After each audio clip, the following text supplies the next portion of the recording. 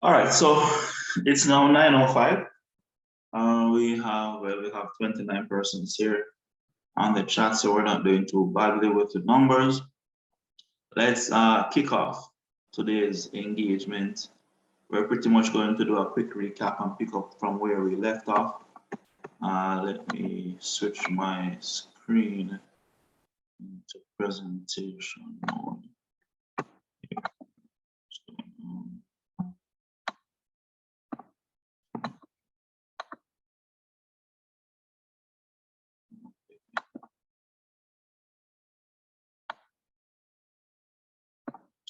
All right, guys. So thanks again for joining us this morning. And again, we want this to be, all of our sessions, we want them to be very engaging, very collaborative. As Gilbert mentioned, we know a lot about this space, but we don't know every single thing. It's constantly changing, and each territory is unique on its own and has its own nuances, although we are one Caribbean. So, it is our intention to learn from you as much as you are learning from us, specifically about what's happening within your space. Keep in mind that, as we share this information, I will try to make it relevant to each BSO's local scenario. You may sometimes have to highlight things that may be different in your space, and it's good to highlight those things so that we can help to find solutions or help to guide you as to how you can circumvent some of those problems that you may encounter that may be a little bit unique to you. So we definitely want persons to be actively sharing, asking questions. Let's have a spirited discussion about this. Uh, Today we will be going into e-commerce strategy. We touched on the introductions on our last call, talking about generally what is e-commerce, and one of the things that we want to remind persons about is how we define our e-commerce and how we see e-commerce, and which is that e-commerce is really the buying and selling of goods using the internet, where money and data is transferred as part of executing the transaction. And we're not limiting ourselves to say that if we're not paying, if we're not collecting credit cards on our website, then we're not doing e-commerce. That's not what it is about. What it is about is leveraging internet technology to sell products and services online, as well as provide support to your sales process, right? What is e-commerce? Touched on that as well, how it works. As we said, you submit an order, you process your order, you fulfill your order, and that's pretty much the value chain that the processes go through. Why e-commerce? Of course, reach is one of the main things that we talked about, and of course as well the ability to start up with little to no capital for businesses. We touched a lot on the statistics and the relevance of these statistics, and of course highlighting some of the challenges in the Caribbean, right? So today we will be focusing on strategy and models. I will be going through the strategy for the first hour of today's session.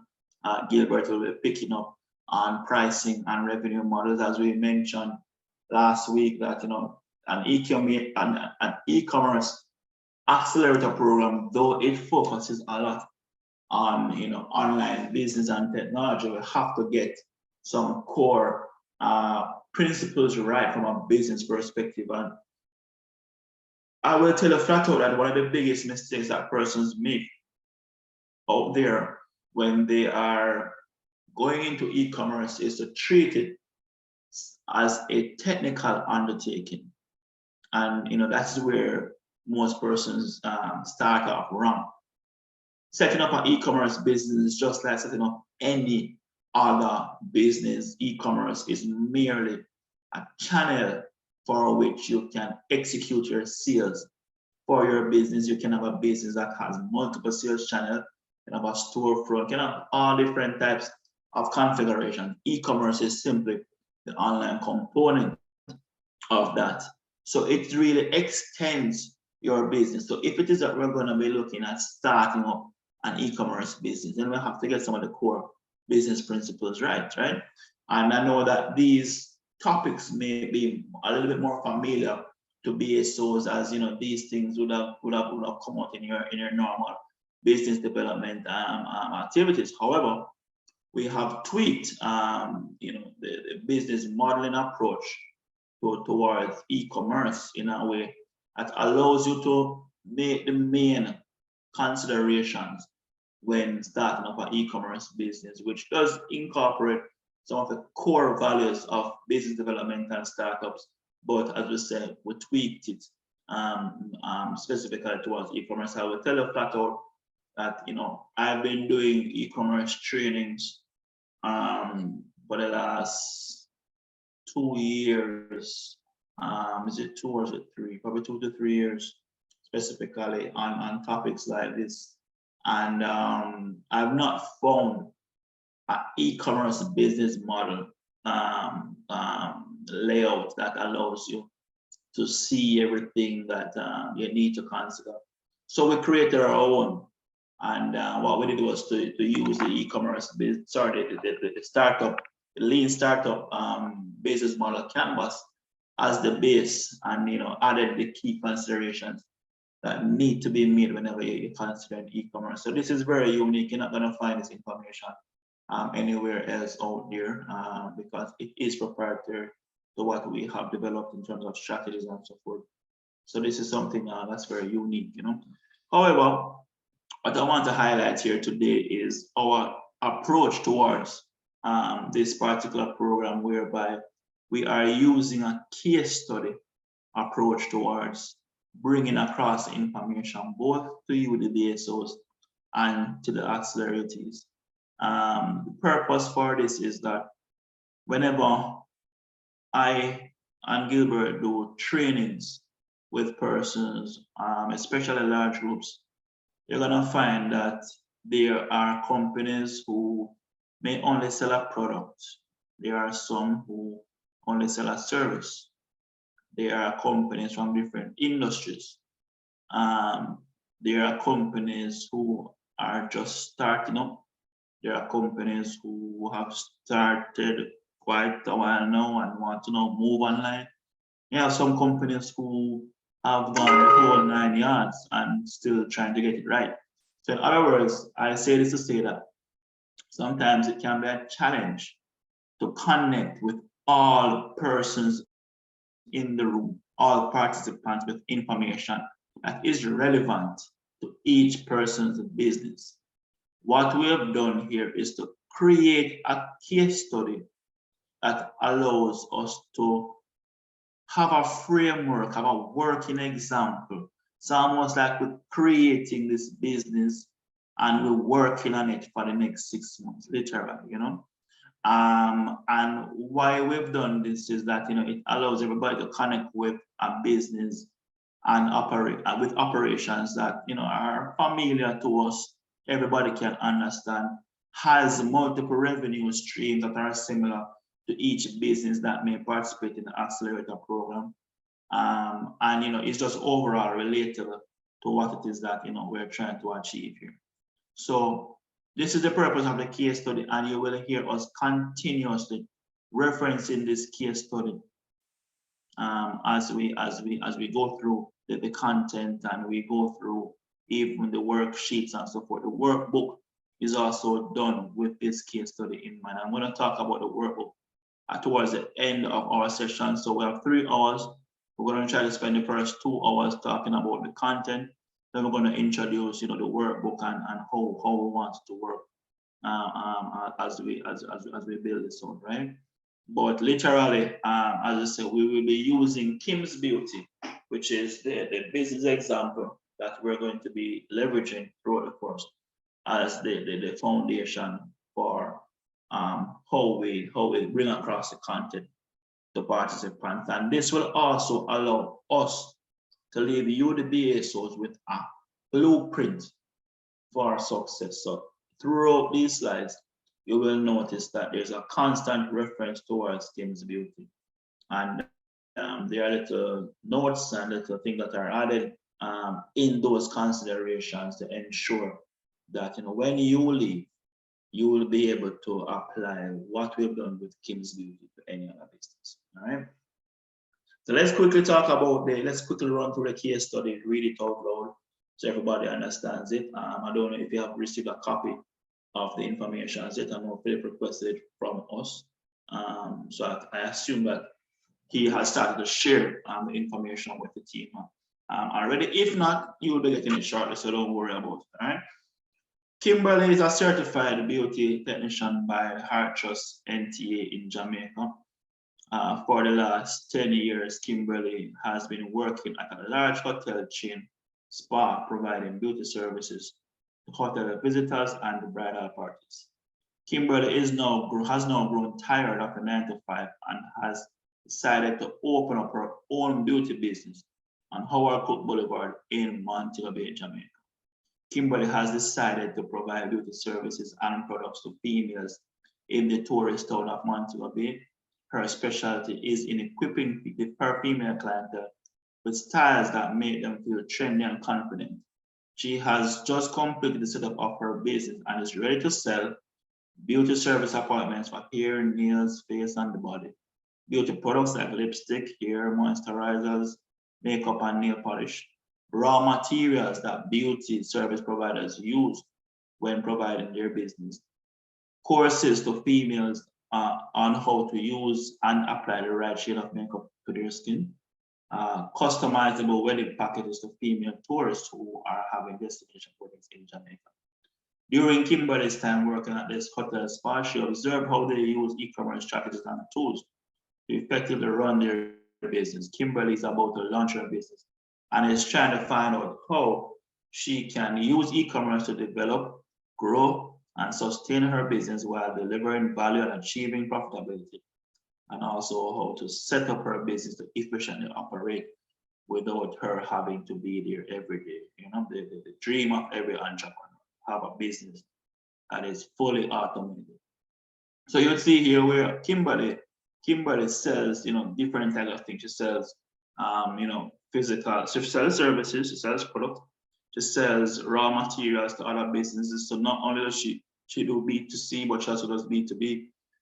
She also sells courses, and packages. Packages mean that, normally you have to provide some type of quotation to the person. So we're seeing where Kimberly has quite a number of revenue streams, different types of revenue models, but it all comes together under one solution, right?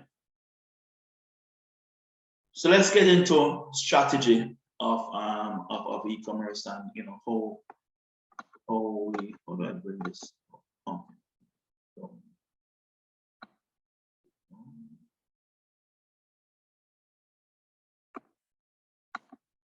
Remember how to make this thing go away.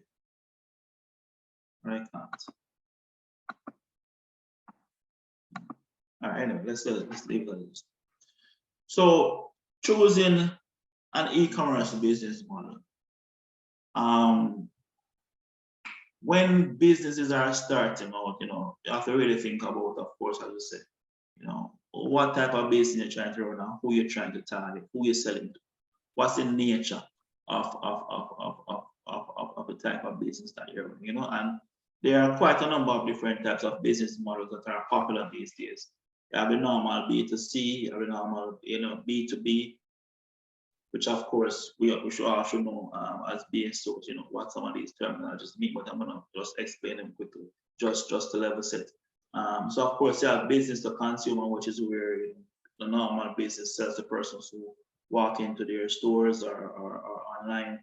You have B2B, which is where a business supplies another business. So for instance, in the case of Kim's Beauty, where she is selling raw materials to other business, then she's definitely using that business model as well. And of course, B2C as a standard. Then you have consumer to businesses where customers sell back, their products to businesses. An example of that, for example, could be your power company. If it is that you have things like solar panels on your property to generate electricity, you can. If it is that you find that you have excess power, you can always sell it back to the power company. So that's an example of the person who actually consumes the service, even reselling it back, selling back the same service to the business, right? And you have consumer to consumer where consumers sell products to each other. So this is very popular on a platform on platforms like eBay. eBay is an example of consumer to consumer. So the very same person who buys a product on eBay can sell a product on eBay as well. Then you have direct to consumer, which is where the manufacturer tries to cut out all the middle persons and try to get the product directly to the person who is consuming it. And you have white labeling and private labeling, which is really somebody taking a product and putting their own branding on it. This is very popular within the fashion and beauty space these days, where these female entrepreneurs are coming up with their own brand. So whether it's their own brand hair or their own brand clothes, what they do is that they find a manufacturer from China. They form an arrangement with them to provide X amount of product. They provide the labeling and packaging, everything, and they do it all for them. So when they come to market with a complete product, when all they've really done is to create a brand and slap it onto something that is already existing, right? And of course, we have the concept of wholesaling, where you sell goods in volumes. And then of course you have drop shipping, which is the new kid on the block and the one that gets persons very, very, very excited. Okay, yesterday I got a call from a young female student, in Jamaica who, was trying to figure out how she can make some money, as not necessarily as a side hustle, but something that she can start as a business. And this is a perfect example of how drop shipping can help persons. But in her case, university student has a child of her own, is from one of the inner city communities, has a job, so she has all these responsibilities, very limited income, and she's trying to start something, but she don't have the money to invest in starting up. Drop shipping is a perfect solution for somebody like her. What does drop shipping do? It allows her to start selling products that she don't have on hand, which means that what she does is that she finds manufacturers who are using the drop shipping methodology as a means of expanding their sales. And what happens in this discourse is that the seller goes to the manufacturer and says, hey, Mr. Manufacturer, I want to sell your products to my customers. I have a market, and what I'm going to do, I'm going to market your product. And when I get sales for these products, then I am going to reach out to you, place the order with you, and have you deliver the product to my customer. Now, with that type of setup, it allows a business owner to start selling a product whilst making zero investment in inventory. Money is the biggest problem for entrepreneurs in the Caribbean to get access to funding to get started. Majority of funding needed to get started is generally in stock, in inventory, right? So this methodology of starting up allows persons to get started without spending any money at all on inventory. Now, another example of drop shipping could be somebody who just goes on Amazon, finds a product that they like, market it, persons buy it and ship it. But guess what the issue is in this case? The issue with that type of approach is that you've not gone to an entity that specializes or provides drop shipping. And why is this important? It's important because when you go there and just form a relationship with any entity who has their own brand, who has their own, who is seeking to find customers for themselves, when they ship the goods to the customer, they're going to ship it with their information on it. So it's going to say it's coming from John's shop or Kim's Beauty, for argument's sake, if Kim's Beauty was the seller.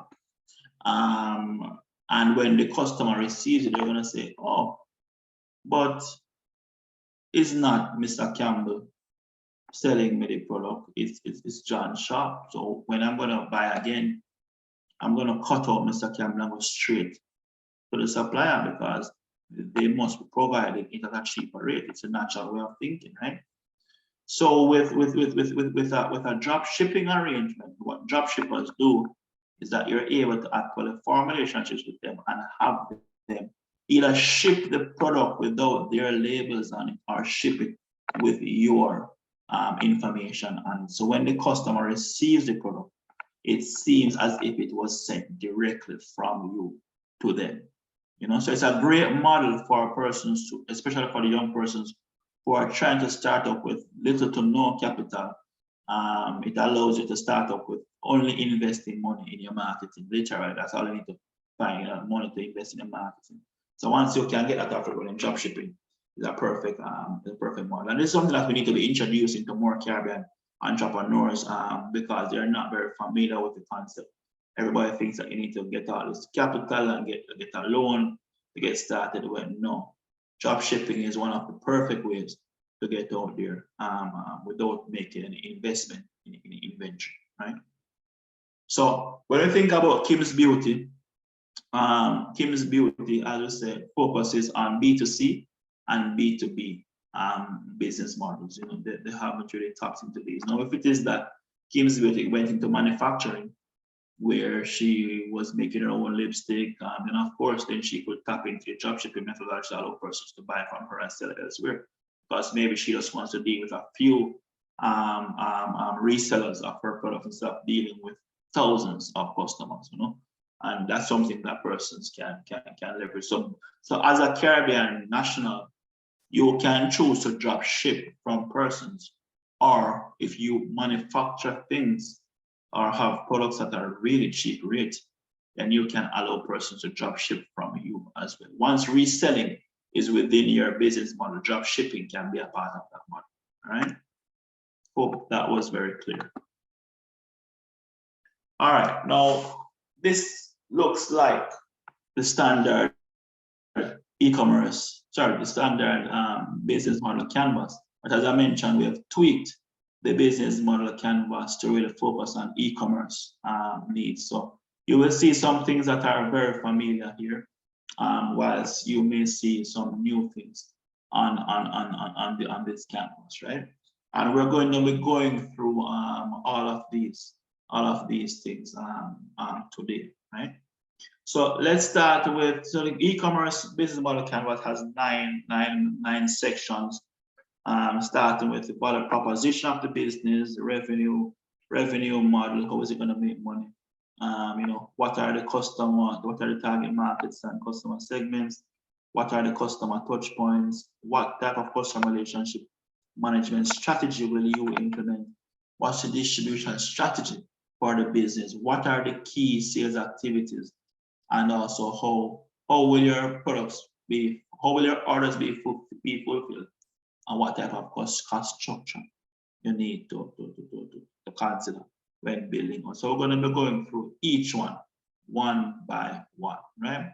But before we get into the different modules of the business model canvas, one of the things I want to highlight as a standard requirement for doing business online these days in a sensible and scalable way is that every company, any company that does well or excels at e-commerce needs to be a registered business with formal business bank accounts. Not just an account that you do business in, like a personal account that you do business in, but a business bank account for the business. Why is this important? These are the two main requirements to do business online anywhere in the world. Whether you're doing it in Jamaica, America, Africa, doesn't matter where. Having a registered business allows you to tap into business-related services and resources. The main thing that you really need at the end of the day is good banking relationships, meaning that for you to sell online, because you're not exchanging cash. Remember, notice I didn't say because you're processing credit cards. I say that because you're not exchanging cash hand to hand. Persons need to have a bank account that allows them to receive payments, send payments, and access merchant services.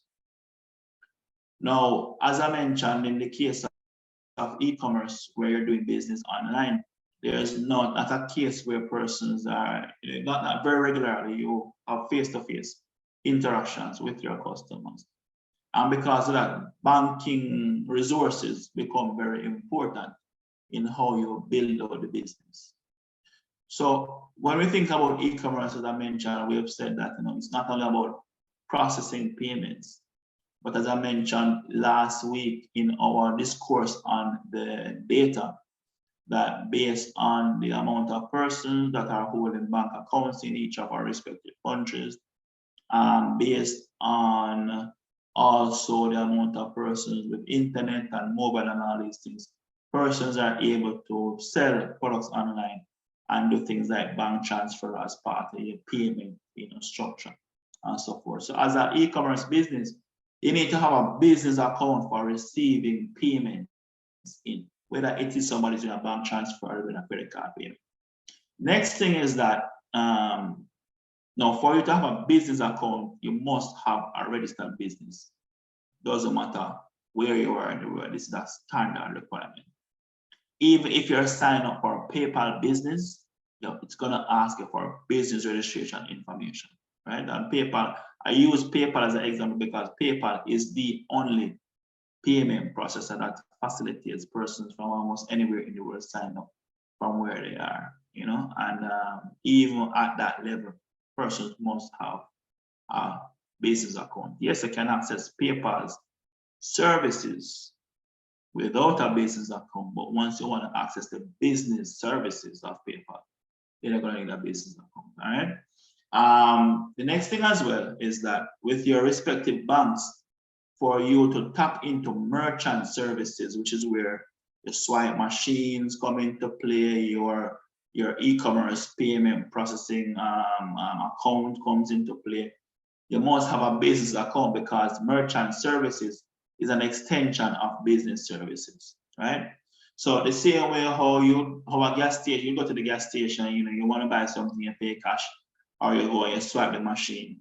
The merchant, the e-commerce accounts are an extension of merchant accounts. So the same account that you receive the monies in when persons swipe their card physically at the point of sale system is the same account that persons will receive cleared funds in after somebody has completed a purchase online. All right. So it's very important, guys, to understand that from a minimum perspective, one of the first things as a business that you want to do, if it is that you are looking at e-commerce, is to register your business and enter into banking relationships that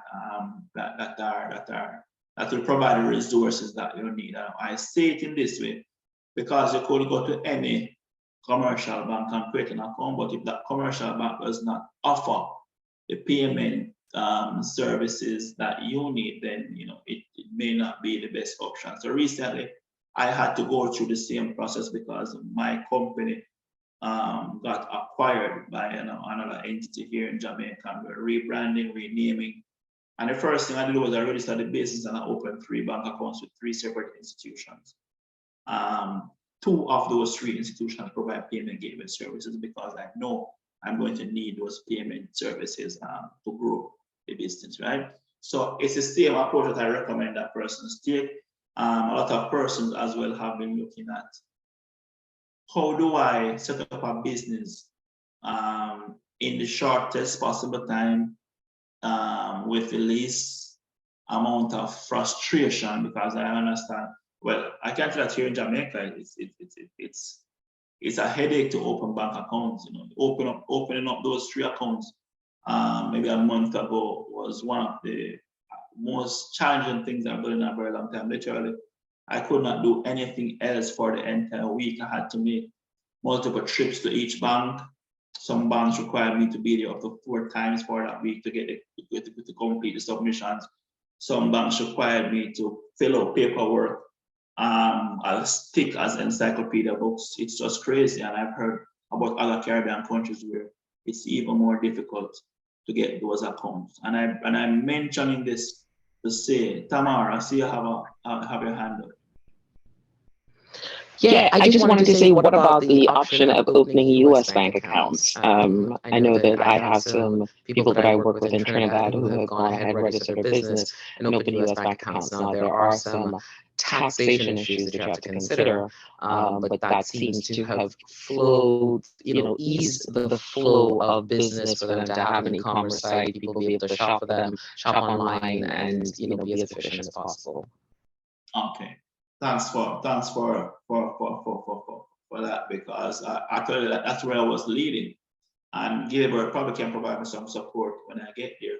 But that's exactly where I was heading to next. So I mentioned all of these challenges because we have to keep in mind at all times, guys, that doing e-commerce is a global business, and we can set up a business registered anywhere in the world and sell our products anywhere in the world. So we can have a business registered in the US and sell our products to Jamaica or sell it to Africa. It doesn't matter where, really. At the end of the day, I think the biggest challenge comes down to your taxation and how you handle all of that.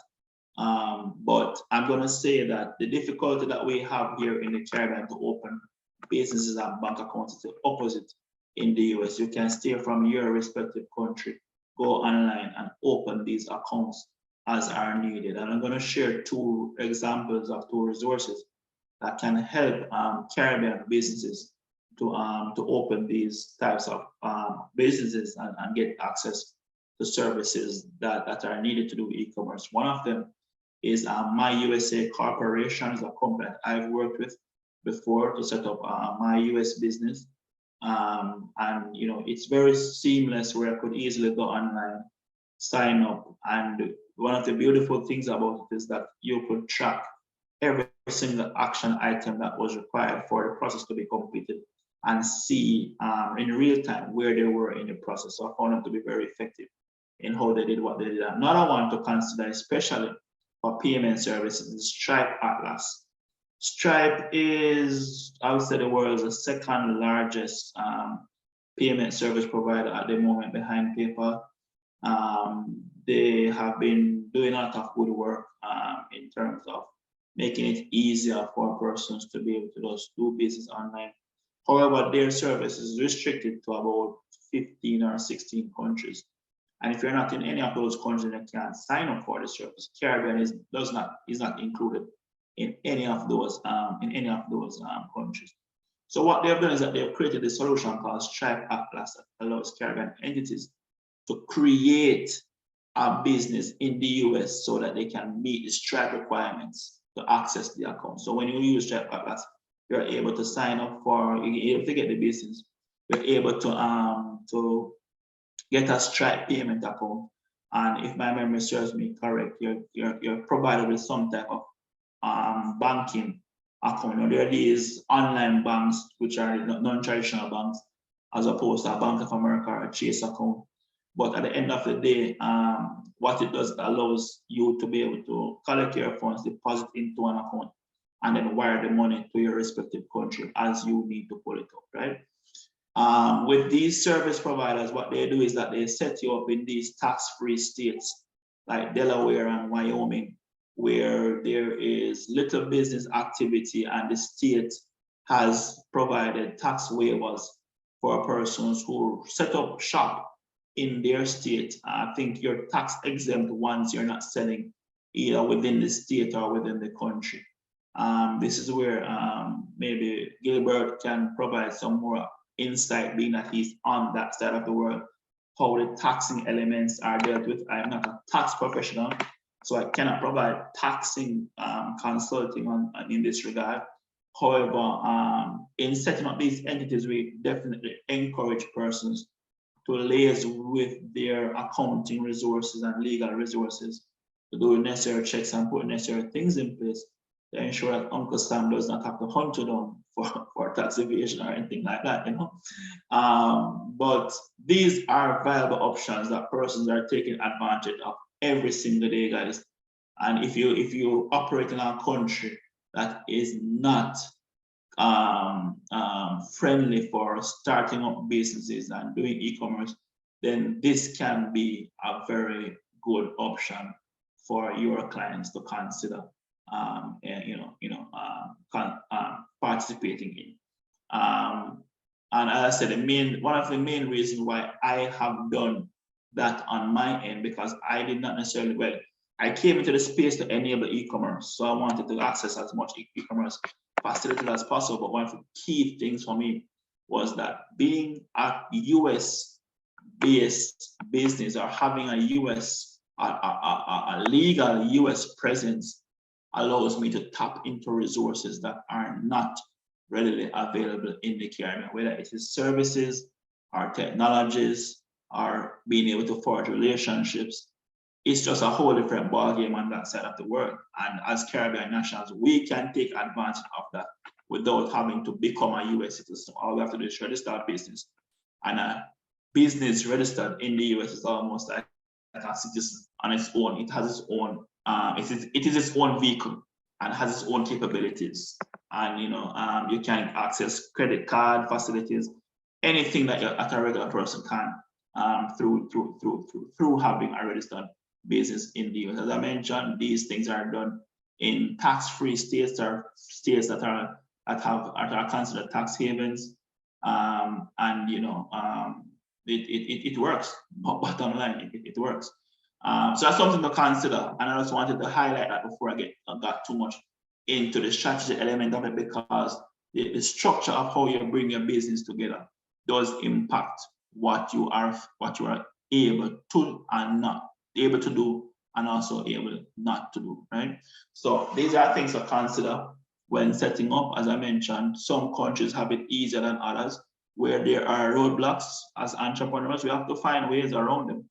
We have no choice but to. So it's just a matter of finding the most suitable option for you. And I'm going to tell you flat out that e-commerce is very subjective to each person's business. Just like, as I mentioned on last week, that the same company or a company in the same industry, is very unique regardless of the fact that you may have 1,000 other companies like it in the same industry selling the same product. Each company has its own unique set of resources, challenges, and things that are working for them and working against them. And generally, when it comes to e-commerce and helping persons to maneuver the e-commerce space, it comes right down to the resources of the business and the business makeup that we're working with, right? So let's jump into strategy. As I said, we're going to start off with the proposition of the business value proposition. Whenever we're selling a product, we have to find something that makes us stand out, right? What is it that makes us stand out? What is the unique selling position of the business? Yes, I sell hair, I sell beauty services, but is that what I'm going to tell people out there whenever they ask me what King's Beauty is about? No, we're going to tell them that we provide services that make women feel confident and trendy, right? That's what we said here was Kim's specialty. So, her specialty is in equipping her female clientele with styles that make them feel trendy and confident. So, as a business owner, we have to learn how to communicate what it is that we do and how we are different as well at the same time, because we have to give persons reasons to buy from us. And some of the ways to shape that value proposition, that unique selling position, is to look at what problem is being solved. And here, so we're using Kim's Beauty right road as an example. So in Kim's Beauty case, as I said, the problem that she solved is one of not being trendy and confident. That's what she helps them to do. Then of course, we have to consider pricing as well. Some people are looking for products at a low cost. Some persons expect to pay a premium for something that they believe is worth it. So what is the pricing? What's the pricing strategy here that makes persons want to buy from you? In Kim's Beauty's case, we are saying that she will provide a scalable pricing strategy based on the quality of products, service time, and complexity of the service required. And what this means is that Kim's Beauty welcomes one and all.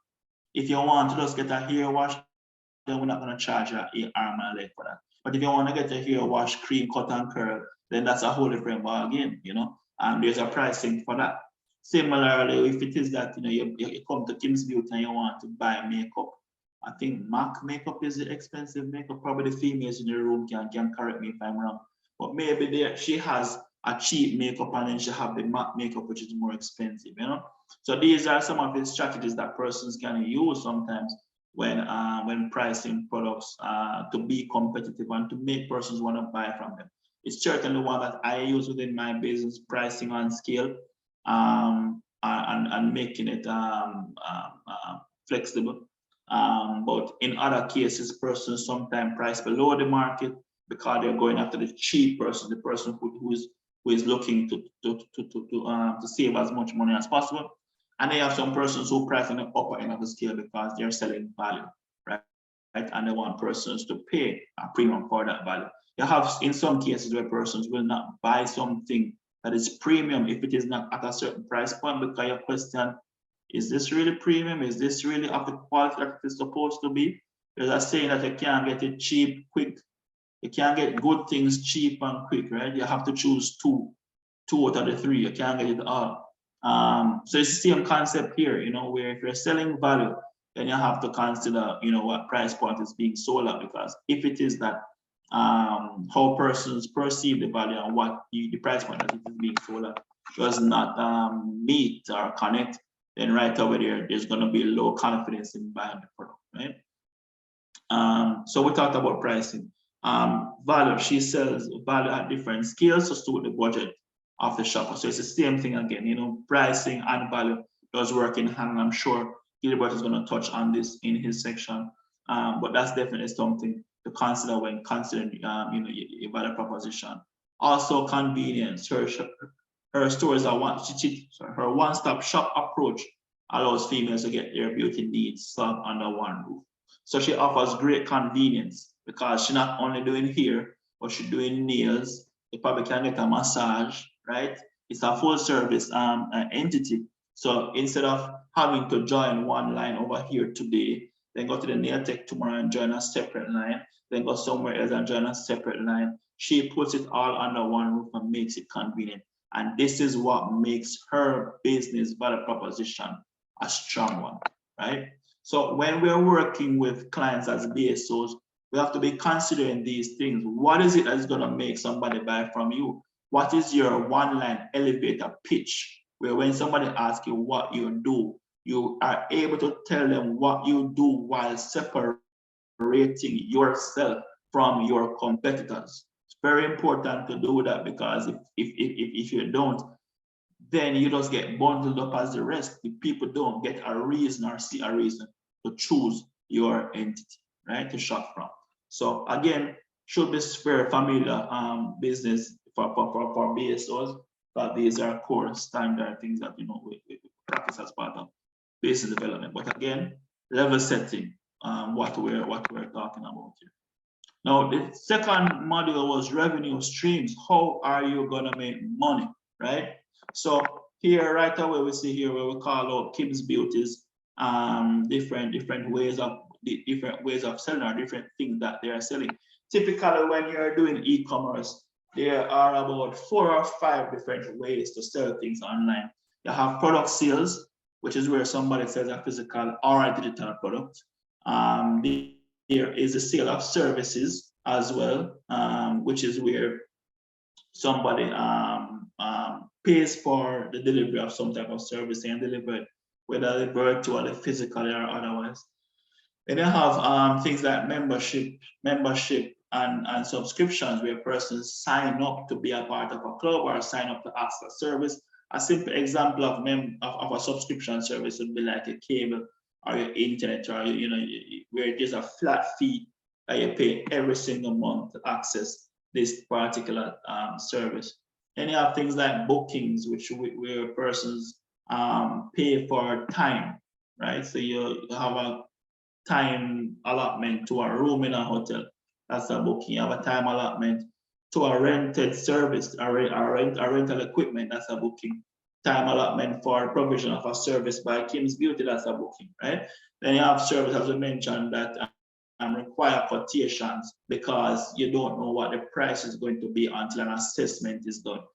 This is where we talk about the wedding packages and so forth. So these are different products that were broken up by Kim's Beauty. And it's important to understand how we're going to make money. In the traditional business model canvas, revenue streams, I think, will be last or second to last. But for us here in e-commerce, revenue stream comes right after the value that you're selling. Why? Because at the end of the day, guys, we're selling online. E-commerce is all about sales. We have to first look at what exactly is it that we're selling before we can figure out how to digitize that sales process. And it is very important to understand. It's very important to understand that your e-commerce approach should be about digitizing your revenue streams. I want to say that again. Your e-commerce approach should focus on digitizing your revenue streams. So you look at what are the ways that this business currently makes money. Offline, standard, without any internet, without anything. How does this business make money?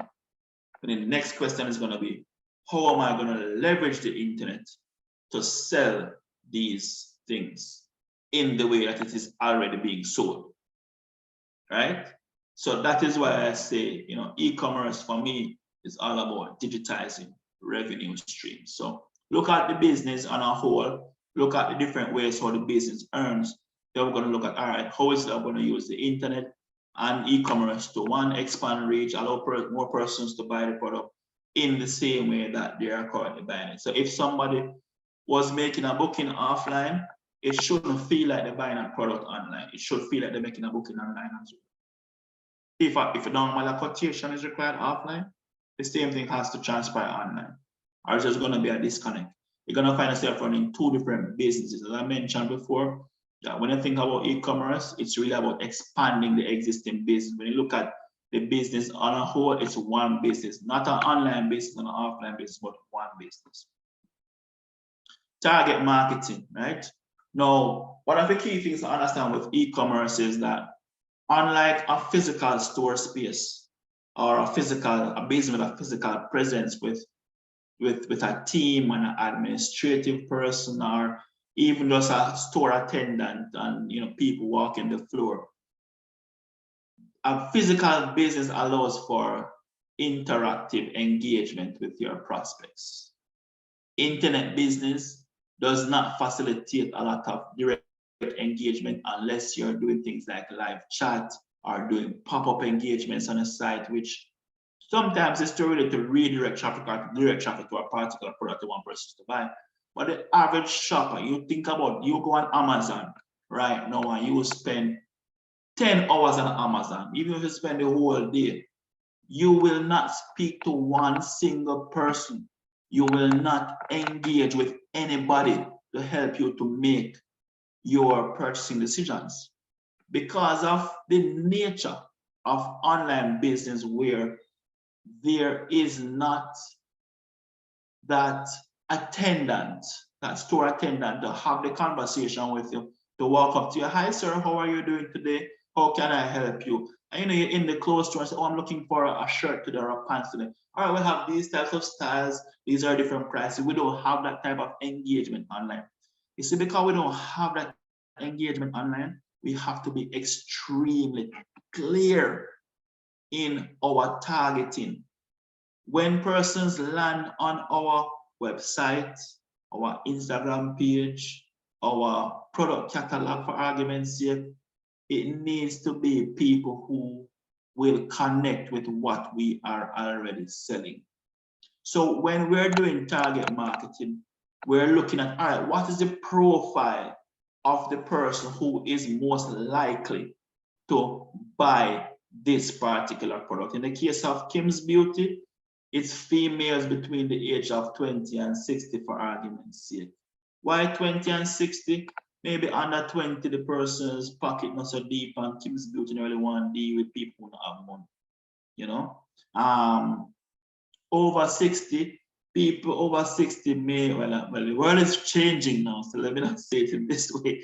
but I'm going to assume that people over 60 don't care as much about their appearance as somebody in their 20s or 30s, you know?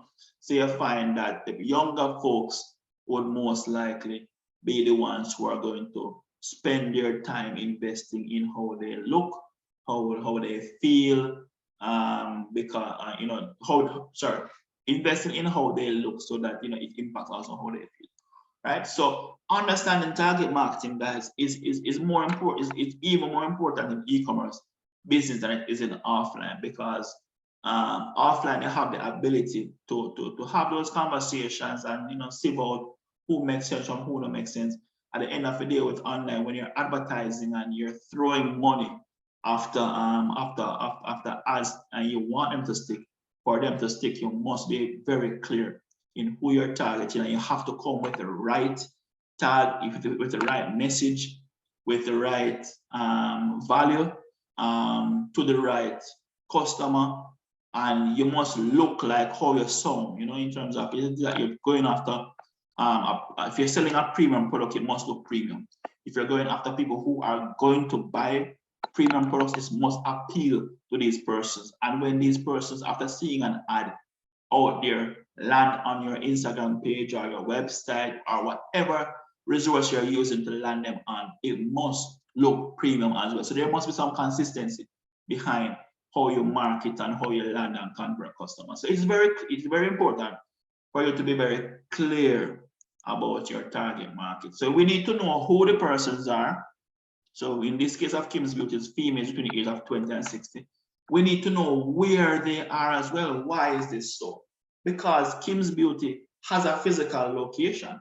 We want persons to walk into that location, and we must market based on her physical location. Why is this important? All right. So Kim's Beauty sells products, services, wedding packages as well. So she is going after persons who are already in her physical location, persons coming to her location, and even persons who have left the location. What do I mean by this? To provide the beauty services, people have to physically come to the shop, right? So that is self-explanatory about people who are in the location. We want as many females who are in this location to visit this shop. So because of that, Kim's Beauty is not going to run an advertisement in Ocho-Rios or Kingston. She's going to run it in Montego Bay, because that is the town that she lives in. It's highly unlikely, unless Kim's Beauty is doing something special that nobody else does, that somebody is going to drive from one end of the country over to Kim's Beauty to buy her product or service, right? Of course, there are some things. So if, let's say, for in the case of her physical services, she wants to go after persons in her immediate vicinity. For her products, she can certainly sell those anywhere in the world. So she can do targeting for her products outside of her town, But her core primary target market are persons within her hometown. And she's going to want to run ads to that persons within that space. Then she's going to want to run ads to persons who are planning to visit Jamaica through Montego Bay. So persons who are coming from overseas countries, coming to Jamaica and may want to get a Jamaican hairstyle, maybe they want to get some cane rolls.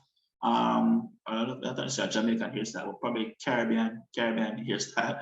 Or for some reason, they're going to be here for a long period of time, and during that period of time, they want to get their hair done, want to get some beauty services done, or maybe they're coming for an event and need to get a professional makeup artist, and things like that. So she will want to target persons coming to the hometown, and then she's going to want to target persons who have also just left. So people who have just left Jamaica, who have just left Montego Bay, maybe high on Jamaica, maybe high on Jamaican products, and she wants to get them out there. Maybe it is that she has tourist persons who have engaged with her and are now gone back home, but want to continue using the products that they were exposed to through her. Then she will want to run as that target persons who just left the part of the country. Facebook advertising supports these types of advertising mechanics where you can target persons based on when they just left a particular country, or persons who are in a particular location.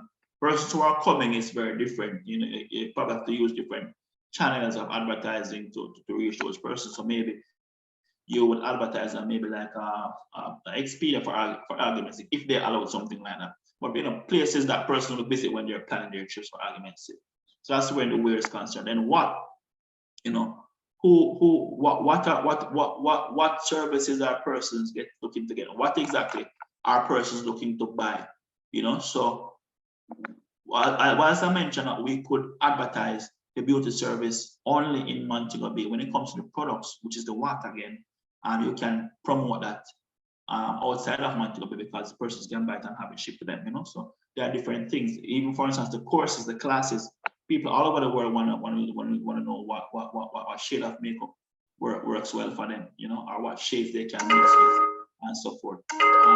So this is something that's applicable outside of her immediate jurisdiction. So it's important to understand, of course, who, where, and what you're selling to them.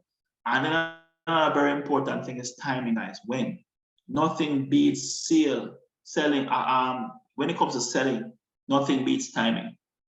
We have to position the product to the customer at the time that they are looking for it or at the time that they need it. So when you're targeting customers, you have to choose when you're going to run an ads. You're going to run an ads during seasons when persons are most likely to buy. So for example, in Kim's Beauty, people want to look good Christmas. Females want to look good Valentine's Day. People want to look good on their birthday. There are different things that are happening. If in the case of Kim's Beauty, who is operating within a tourist market, she will want to advertise during the peak season from November go straight through till maybe about May, thereabout. When it starts to get hot is when tourists normally stay home in their home countries. She may want to advertise around events or things like Sumfest, which is a big reggae event here in Jamaica. I know there are big reggae events in Barbados as well. I think it's Reggae on the Hill, if I remember correct. St. Vincent, I know, has a lot of events as well. Trinidad is another event-based country. Carnival is a big thing. And I understand if Kim's Beauty was operating in Port of Spain, then she would definitely want to be advertising during the Carnival period to get as much persons looking good and dolled up for Carnival. So choosing your time for marketing is very important, and knowing when to make that push is very important. Guys, no matter how much money we're making, it's always limited. Even recently I've heard a lot of drama around Elon Musk and Twitter, and these guys are billionaires by many miles, right? And even their resources still have a cap on how much you can do this. No matter how much money you're making, no matter how much as resources you have, you still want to make the best use of these resources, right? Then we want to touch on the customer touch points here. Customer touch points is, how do you access your customers? How do we interact with them? Where are we going to find these persons so that we can target them, right? In the case of Kim's Beauty, generally we look at it in two ways. We look at an offline locations and also online locations. Why? Because when running a business, running one business, I want to find customers wherever they are. If there was a third area that we could find them, then we would find it, So when it comes to offline, again for Kim's Beauty, her primary targets would be in hotels, tour locations, cafes, restaurants, and bars. So she may want to leave flyers at these locations, with maybe a link to her website on it, a link to her Instagram page on it. This is how we bridge the gap between offline and online when you are executing. If it is that you're doing things offline, you want to bring person, you want to give person as much information so that they can make buying decisions. Yeah, there's so much unknown that you can put on a flyer.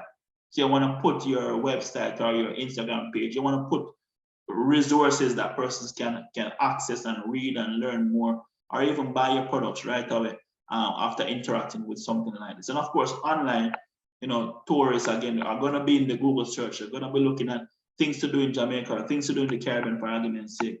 They're going to be on their social media pages. They may be going to be looking at travel websites.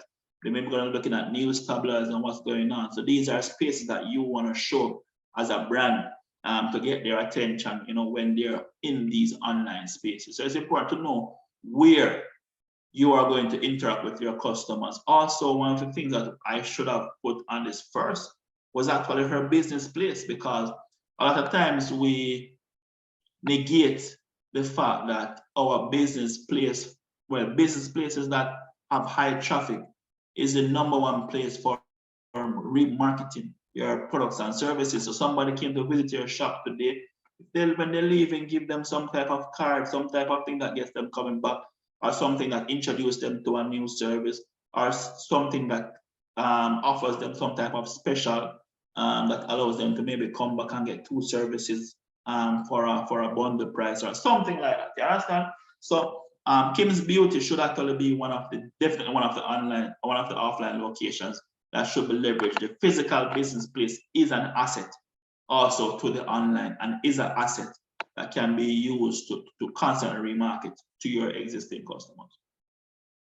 Customer relationships now. So when it comes to customer relationships, there are different ways to engage with clients. Whenever you sell a personal service, oftentimes persons want to have like a personal touch as part of the engagement with the client. You have some types of products and services where if you're not building a relationship with the customer, if you're not hand-holding them, if you're not supporting them through the process, you will never get a sale, or you will never get that customer coming back to you, right? Then you have these other products and services where persons can buy it, interact with it, and never have to deal with anybody at all.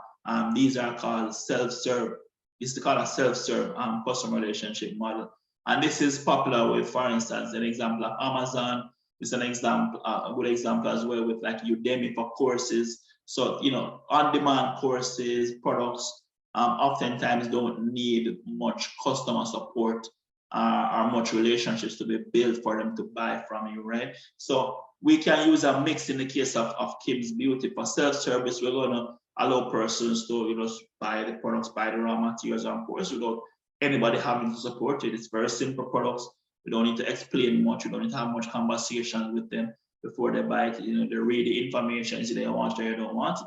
And then when it comes to the personal service now, then we definitely put the beauty services under that, as well as the wedding service. These tend to be purchases that are of higher value, that are more sentimental, that requires more decisions or more considerations in the process. And that's why you need a personal touch to drive home that sale, right? Again, guys, these are concepts that are core business concepts, but we're applying it in an e-commerce way, right? Then we're going to look at the distribution strategy. How is Kim's Beauty going to get the products and services out there to as many people as possible? And by now, let's say one Coca full basket, but you don't really want to sell a product one at a time. You want to, as a business, you want to sell as many of your products in the highest volume possible. How can a business do that? You can do this through sales reps and having multiple sales reps. Sometimes this includes even multiple business locations. Then you can have partnerships where there are special arrangements where persons buy from you as part of providing their own service, or maybe there's a bundling of your product or service with somebody else's own that allows you to make a sale whenever they make a sale, right? Or maybe there's a relationship that pushes traffic to you and vice versa, based on the nature of the partnership. That's the setup. Then you have resellers where persons, can take your product and go and resell it somewhere else. And you have referrals where, you use persons telling their friends and families about your product or service as a way to get it out there as much as possible. And of course, as part of referrals, if it is that you can incentivize the person making the referral, then all the better. And e-commerce facilitates all these things with different kinds of point systems and that you can use to manage and execute referral programs, right? Then you have affiliate programs as well, where you can get affiliates of your business too. It's kind of like resellers, but it's just done in a more trackable and different way. So when it comes to a reseller will typically take your product and sell it under their business name or under their brand. An affiliate will go there and say, hey, I'm an affiliate of Kim's Beauty, and these are the products that I'm trying to sell. So they're still associated with the brand, but you're giving persons the ability to kind of be independent from their own business. This is very popular within the beauty space. I don't remember the name of that female brand. There's a big story on it on Netflix about this Black woman who, I don't know what that she created, but she used affiliates as her model to expand the market. and she became one of the richest Black women in makeup during the, I think it was 80s or 70s or 80s or something like that. Affiliates do work, and we see it being done as well, even in the travel, in the travel space, where there are these affiliate programs where persons can become travel affiliates, sell travel packages and so forth. And it has been a very empowering thing that I've seen happen in Jamaica, where a lot of persons log on to it, and they seem to make good money from these types of engagements, right? And of course, as we talked about drop shipping earlier as one of the business models, but also it can be considered as a part of your distribution strategy. And white labeling is where somebody slaps their own branding over your product and sell it as their own, right? In the case of Kim's Beauty, using sales reps and referrals are two good options. Of course, she could explore many of these other options as she sees fit, right? But we're just going to be using two simple ones for now, which is the sales reps and the referrals, right? Key sales activities that need to happen for Kim's Beauty to thrive. We normally break it down into 3 segments, right? So you have campaigns that are ongoing, you have campaigns that are seasonal, and then you have sales campaigns, right? What's the difference between them all, and why do we need them? So when you think about campaigning, there are multiple things that need to be promoted for a business. You need to promote the business name, the brand, the entity. And this is why people do things like charity and these things for their business, because it impacts the way how people see their brand and feel about their brand. KFC here in Jamaica is one such brand that never ever stops advertising. It does not matter how good or bad KFC is doing, they are always running ads. I think Coca-Cola is one of those other international brands that are always running ads globally, regardless of what's happening, because they are constantly investing in the growth of the brand. They want persons who are old to remember the brand, and they want persons who are up and coming, who have never experienced the brand, to learn about the brand. So it's important to have ongoing campaigns about the brand and your business going on out there, right? So that has to happen on its own. And similar to how you promote it offline on your TV, your newspapers, your radios, it's the same way how you can run your online campaign, right? Then you have seasonal promotion, which is where you go after sale occasions like Christmas, summer, Easter, Carnival, special periods, Mother's Day, Father's Day, Valentine's Day. These are all seasonal periods. And then you have sales campaigns where sometimes you just want to offer things that are slow, you just want to offer a deal, want to offer some specials, because you want to increase consideration, increase sales, or maybe just want to clear out some stuff, right? But these are types of campaigns that persons would typically need to undergo throughout the year. And when they are structuring their promotional approach based on where they are in their launch or their scaling of their business, they will choose one or a combination of these sales activities to really boost their activities. And of course, it is not limited to this. There are things like trade shows, there are things like expos and conferences that persons will also go to. It's not just about online advertising and all that. What we're saying here is that this is the approach towards how persons want to leverage or consider their sales and marketing activities throughout the year or in a calendar way, right? They want to talk about cost structure. So when we're setting up an online business, or rather we're considering e-commerce, there are definitely a number of key requirements that we must break down. One of the key things is banking and infrastructure. As I mentioned earlier, when you are setting up a business for e-commerce, you need to have a business registered and banking relationships that serve the needs that you have. So you don't want to go to any bank. You want to go to the bank that has the services that you need, like the payment gateway, the swipe machines, and the things that are needed to make your sales process as easy as possible, right?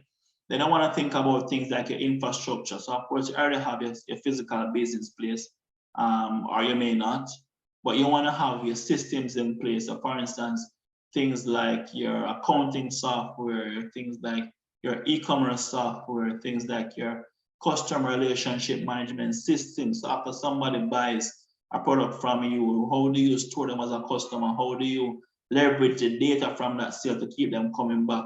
Are things that your infrastructure enable you to do. Of course, things like your rent for your space, or maybe things like even hosting your website are things that you need to consider. Payment services I mentioned as part of banking, maintain an office space. And these are some examples of banking and infrastructural costs that persons will typically need to consider when starting up a business or leveraging e-commerce. Then of course you're looking at inventory, for those who need to stock goods. Then you're looking also what your people capital, where your human resources concerns, so your sales team, your support team, your operations team, and of course your promotion, where you're looking at your marketing, your advertising, and whatever budget comes with promoting your business, right? So these are some key considerations from a cost perspective that we have to consider. And for every business, it's going to be different. But these are some examples that I want to quickly pull on from the model, from the canvas, because as I say, every single thing that we're going to do out there from a communication standpoint, from a sales cost standpoint, comes with some type of cost, and we have to plan for that, right? Then we have to talk about fulfillment. I'm going to talk about fulfillment, which is our last slide for this module. Now, as I mentioned at last week, when it comes to how e-commerce works, after persons purchase their products from the business, it is now the business's responsibility to ensure that the customer gets their product. And the company's ability to guarantee seamless delivery of these products make or break their success as an e-commerce business. And that is why fulfillment and logistics and delivery, is an extremely important part of the e-commerce system, especially here in the Caribbean, where there's not a lot of great structure around this from a government perspective or from a just from a general resource perspective. It's very reliant on small private companies to provide these services, and it's very disjointed. There's no one solution for all. Like for instance, in the US, you have a good UPS system, or you have the US postal system that covers an entire landmass. In the Caribbean, it's very different, and something that has to be considered whenever you're entering into e-commerce. So you have some countries that don't have proper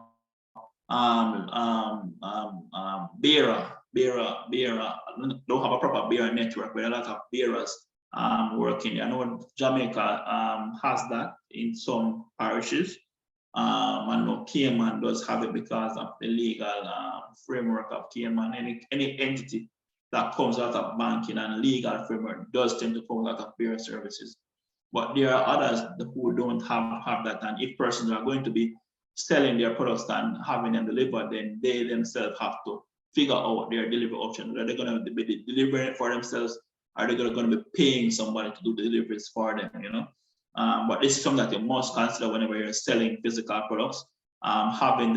Understanding your delivery options, also understanding your delivery costs, also understanding your delivery zones. What do I mean by delivery zone? Delivery zones is how you group and organize your deliveries based on your resources. So for our argument's sake, let's use the example of Jamaica, which is a fairly large island in the Caribbean. It's small in the grand scheme of things, but larger than most of the small islands. And I use Jamaica because of the size, right? So in Jamaica here, you have the corporate area, which is considered, the capital of the country.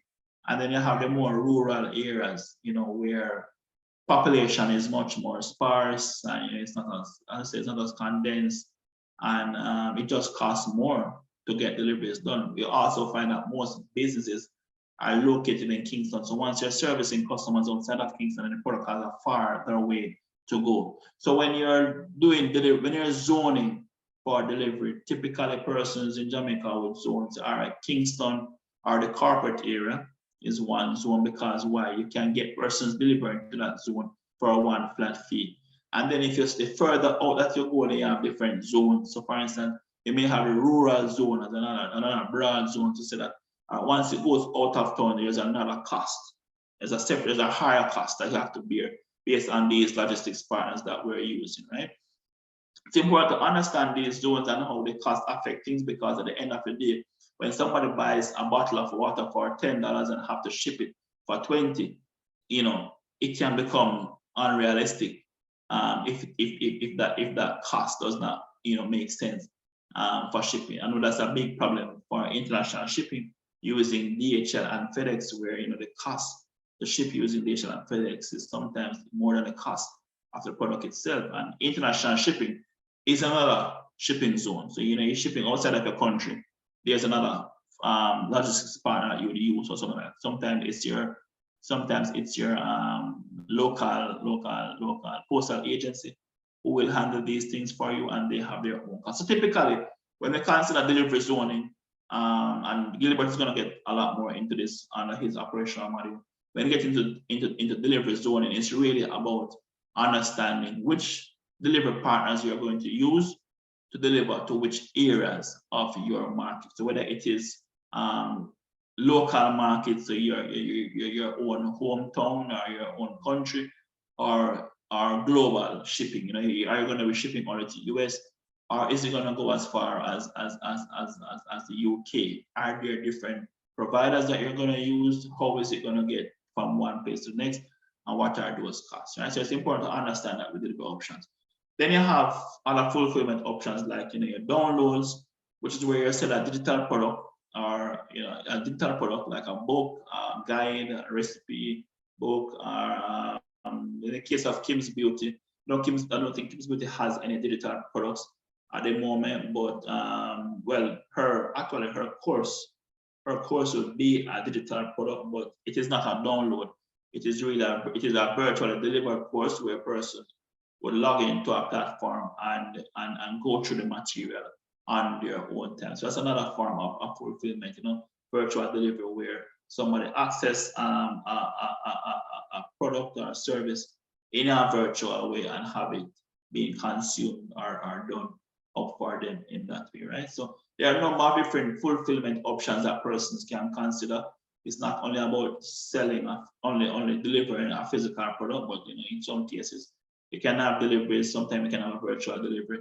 And I will tell a flat out that because of the fulfillment mechanics around physical products is what makes service-based businesses so easy to start up with. I've heard Gilbert mention that on our last call, that service-based business do have a slight edge in starting up and scaling, because you don't have to deal with the logistics issue of getting a product from point A to point B. You don't have to deal with the logistics issue of products being returned for one reason or another. It's just a different ballgame. Also, don't have to invest in inventory. You could also even put a product out there for market without even having it being fully ready or having a working version of it. So there are different ways to offer fulfillment, and fulfillment does play a part in how you make decisions around e-commerce, right? So that's the final slide for my strategy module. Do we have any questions before I hand over to Gilbert? Right, I see here in the chat we're saying that in Trinidad and Tobago it's a huge headache as well. I'm figuring that's related to either the business startups or the and banking. Any questions? Any comments? Okay, that banking, great. Any comments? Any questions that we have before we move over? I hope this was very clear. Yes, good. Gilbert? Yes, sir. Yeah, man. So I'm gonna stop sharing so you can bring up on your end, all right? Okay, sounds good.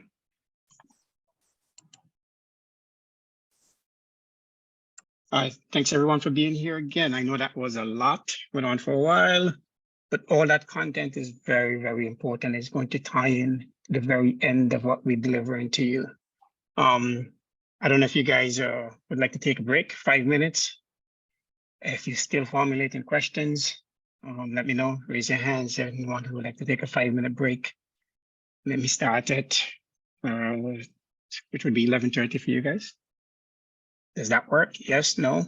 Or do you want me to jump right in?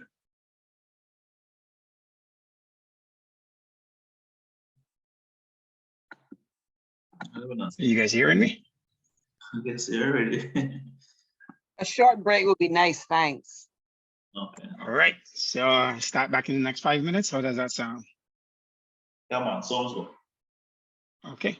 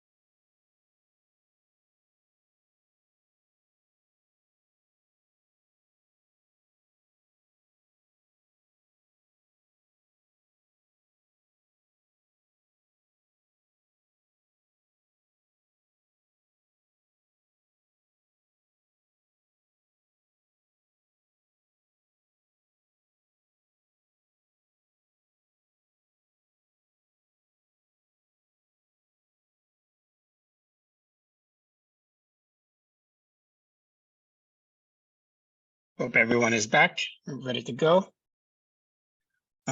Couple of things. For those who showed up a little bit late, I've been asking everyone to please enter their names and the countries that you represent in the chat section of the of this webinar. So if we could continue that, that would be great. I think we have about 20 to 22 out of the 38 people that is currently on this session.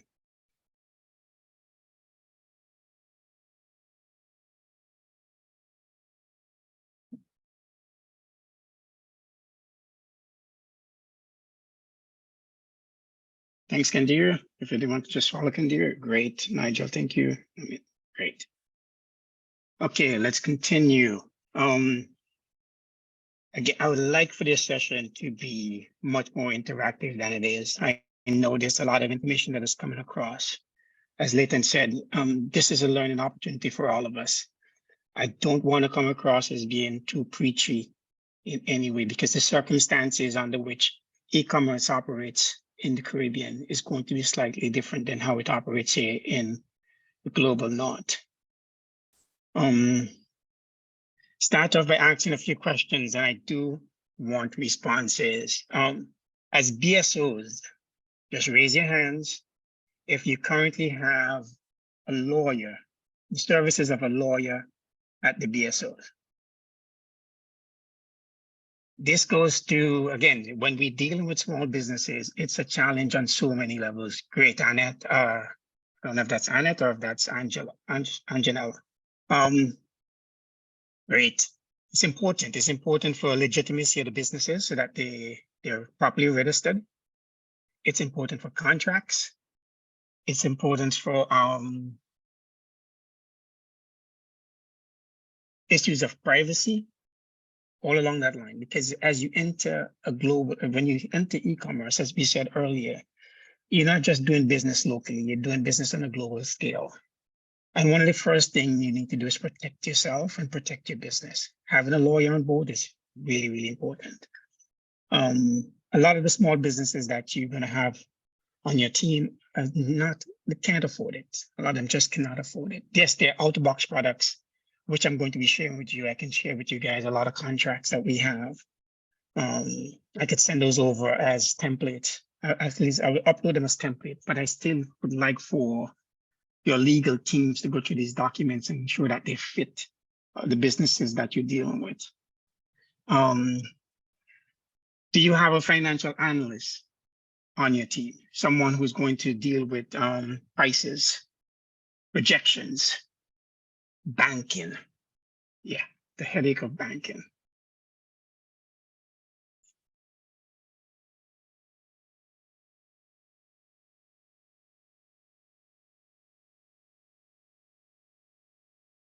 Okay, so we see this. I don't know if you guys are just not putting up your hand, but if you don't have these services so far, I would advise you to get these services on board. I mean, they should be covered at all times.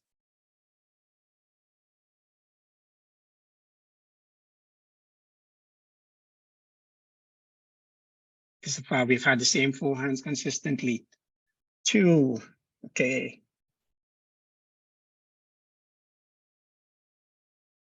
Great.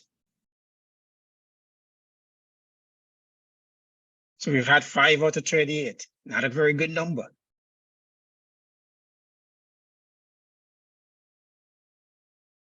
Six. Wonderful. Okay, another thing that I'm going to touch on really big as we go forward, 7, nice, Stephanie, is cybersecurity. Again, as we hit the global marketplace, your platform, your points of attack is now much, much broader. As a brick and mortar business, you may have bad reputation, and that within your countries of operation, that is terrible. But as you hit a global market, there are people that's constantly coming at you for malicious reasons. So having some level of security and how you protect yourself, how you protect your data, how you protect your customers' data is going to be very important. So do you currently have the services of an IT professional IT services to guide you along lines of just proper setup, proper protections. Wonderful. If you don't have these services so far, I would advise you guys to go out and start acquiring these services. If you're serious about doing business, if you're serious about doing business in the e-commerce marketplace, these are services that you should have access to and make available to your BSOs. Even if the BSOs come with their own services, right? They have a legal service. They have the services of a financial professional. Having a third party looking over some of those documents or some of those policies, some of those procedures is always going to be a plus for you. You have to remember, as a BSO, you're making an investment in these small businesses. You're putting out your time and your energy, helping them to get to where they need to be. So it's really important that that investment is protected. Do you have a product, a market analyst on your team or access to their services?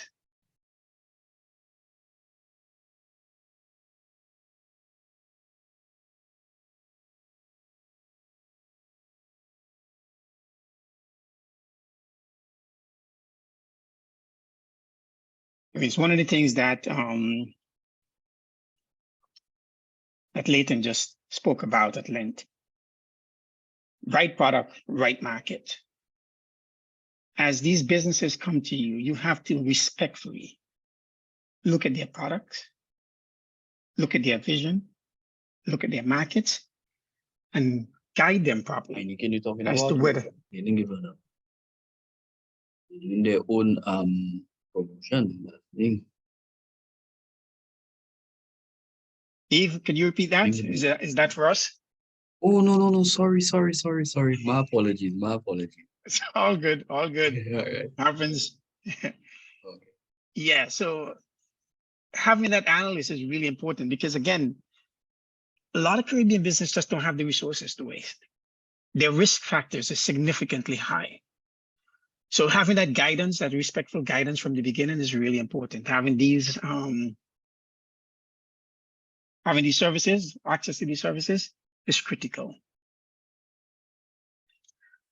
One of the other things I want to advise on, right, is when we're looking at e-commerce in its current state, I don't want us as a region, as businesses, to just jump in and start following what the global north is doing, right?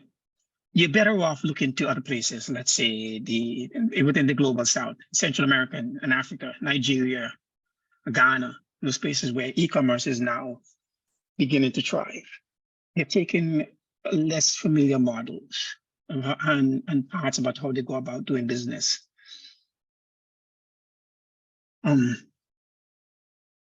We look at technology as a whole, and we look at how fast the global north, particularly the United States and Europe, went about going, and how much it has cost them to pivot. Like, for instance, we look at telephones and the internet. The United States went ahead at quick speed.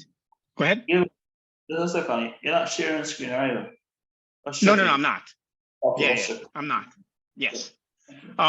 Yes, the United States went ahead pretty fast, and they laid copper all over the United States to bring telephone service and internet to the consumers, the residents. And then quickly they had to change that. They had to change that quickly to fiber. Then they had to change again to wireless, right? In the Caribbean, we were steps behind. We were a lot behind. So we were able to make changes quickly. We were able to implement our changes quickly. We were able to jump to fiber before going to copper in a lot of places, which saved us a lot. Same thing when we look at e-commerce. We look at e-commerce where it is, and we look at all the trends, and we look at all the spending. A couple of things that I don't tell you, like a lot of the spending in e-commerce, and like you see the trillions of dollars annually, most of that is on streaming services, and most of that is on pornography. Right? So when we look at those numbers, we can't just go crazy and say, yes, we want a piece of that pie. We have to carefully assess which piece of that pie do we want and how are we going to get it.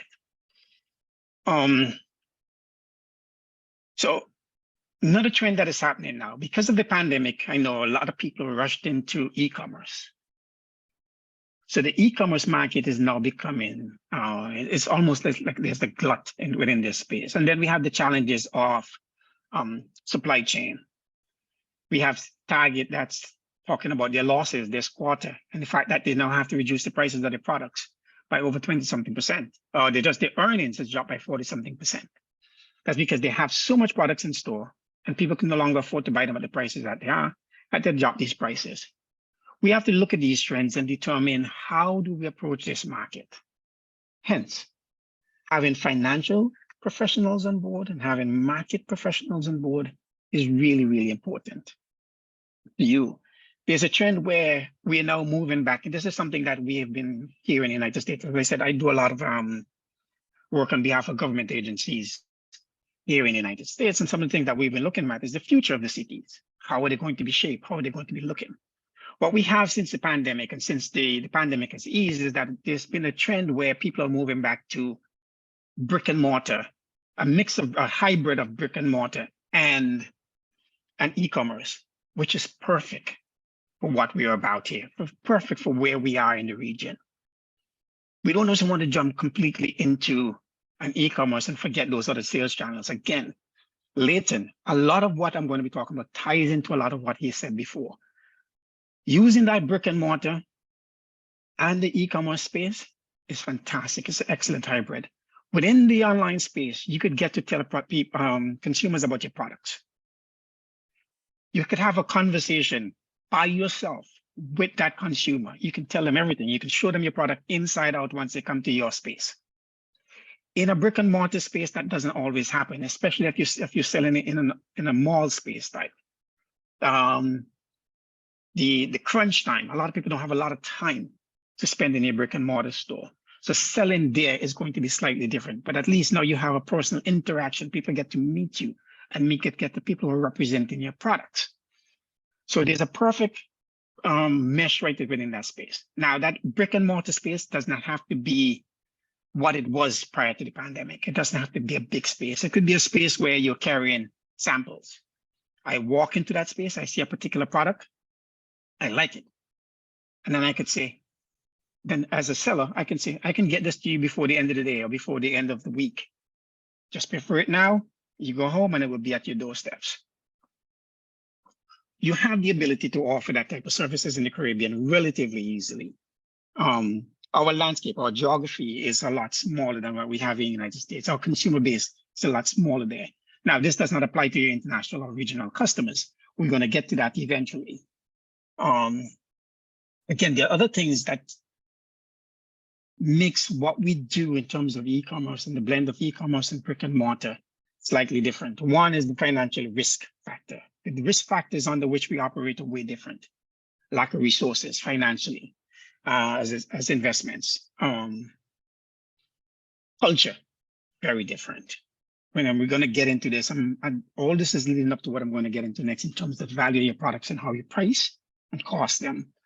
Culture is slightly different. In the Caribbean, we don't worry too much about returns. Somebody sends you something, you don't like it, you tend to get upset. You may carry it back. If you carry it back, the store owner is going to give you a hard time because a lot of the policies that we have in place, and yes, we do have return policies in a lot of the Caribbean countries, but they're not enforced. They're not properly enforced. They're not practiced. You cannot get away with that when you start selling to a market that is no longer local. Right? So risk factors are slightly different. The opportunities are different. Logistics is a heavy pull in getting your products to the consumer. Right? And in the Caribbean, we have a slightly different problem with that. Like for us, and this is not a shameful plug, I'm just proud of what we did. We have come up with a solution that we do not need to employ additional logistic services in terms of transportation and getting a product from your business to the consumer. We have way too many vehicles on the streets. Anybody could tell you in any of the capital of any of these countries, whether it's in Port of Spain, whether it's in Kingstown or Kingstown, the traffic jams during the day is just ridiculous. people are constantly moving, whether it's robot taxi, whether it's minivans, constantly moving. We have come up with solutions where we can employ these transportation methods to get products from our store to the consumers without putting any other piece of transportation or any additional services on the street. Again, those are services that in the global north are pretty difficult to employ, but we have that advantage. So how we go about this aspect of e-commerce is slightly different. It's an opportunity for us. It's not a bigger risk as if it is on the cost as it is in the United States.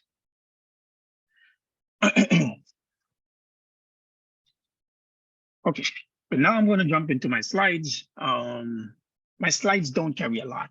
I tend to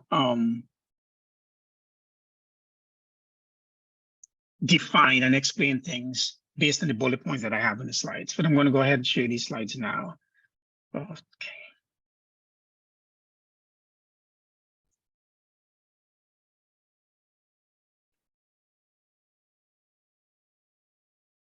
Please let me know if you see my screen, Mr. Layton.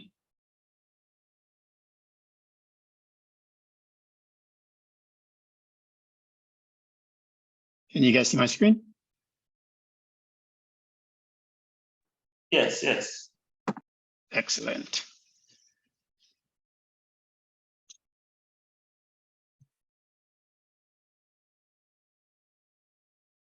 So today I'm going to talk about value and pricing. Here's the thing, we always, Layton mentioned this, but I'm going to emphasize this. We're constantly selling value. We do not sell products. We do not sell services. If we do that, then we're setting ourselves up for failure. You are selling value. If you're selling a wig, you're not selling a wig. You're selling appearance. You're selling good looks. If you're a dentist, you're not selling dental services. You're selling smiles. Right? You're constantly selling value. You have to see whatever you're putting out there or whatever your businesses are putting out there is value. It's an easier way. Once you start looking at the value of what you're doing, as opposed to the thing of what you're doing, it becomes a lot easier to analyze your market. It becomes a lot easier for you to sell that value because you will see where that value is lacking within the market space or where it can be enhanced within the market space. So stop thinking of products, stop thinking of services, start thinking of everything as a value that you sell. When you sell a piece of art, you're not just selling a piece of art, it's how this art makes you feel. How it makes you feel as people walk into your space and look at it, right? What comments are they going to say about you? The fact that you have this piece of art. When you talk about shoes, or clothes, or sunglasses, or food products, how does this make you feel when you show up at a particular restaurant and you eat in a particular restaurant and at a particular price point? How does that make you feel? Right? This is where the value comes in. Now, whether that value is real or perceived is irrelevant. It is the value. It is relevant in the sense that, yes, I can start to create value out of nothing. Hence, get someone with great marketing skills on your team, someone who can see this, not someone who just knows how to crunch numbers, but someone who has an insight on the psychology and culture of the people that you want to serve, and that is your target market. I'm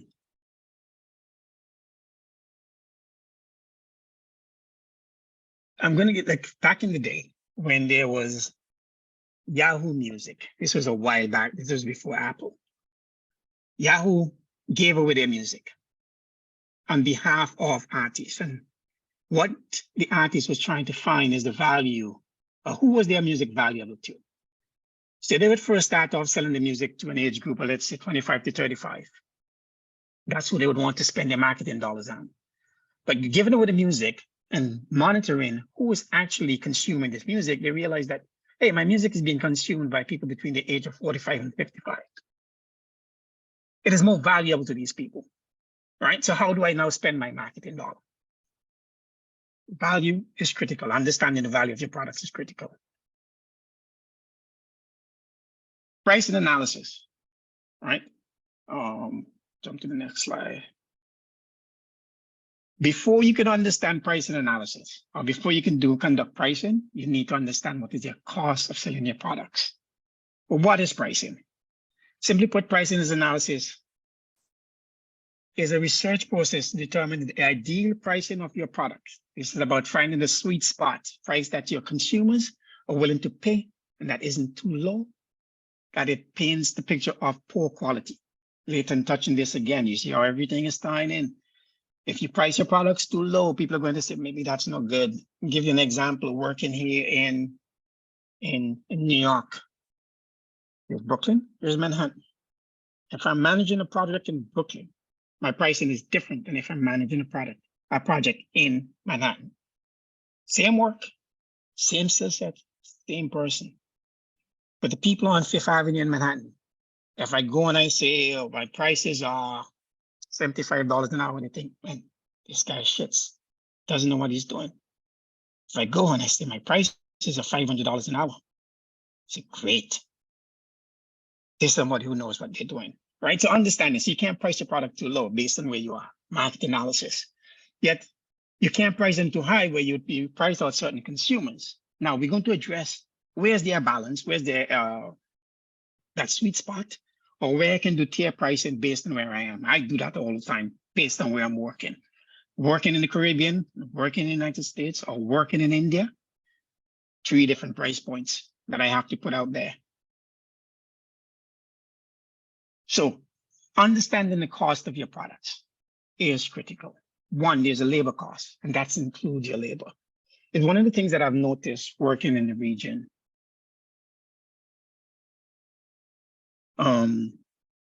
as entrepreneurs, we seldom put a price on their labor. They could calculate the labor of others, the people that we're hiring, they could put that in there.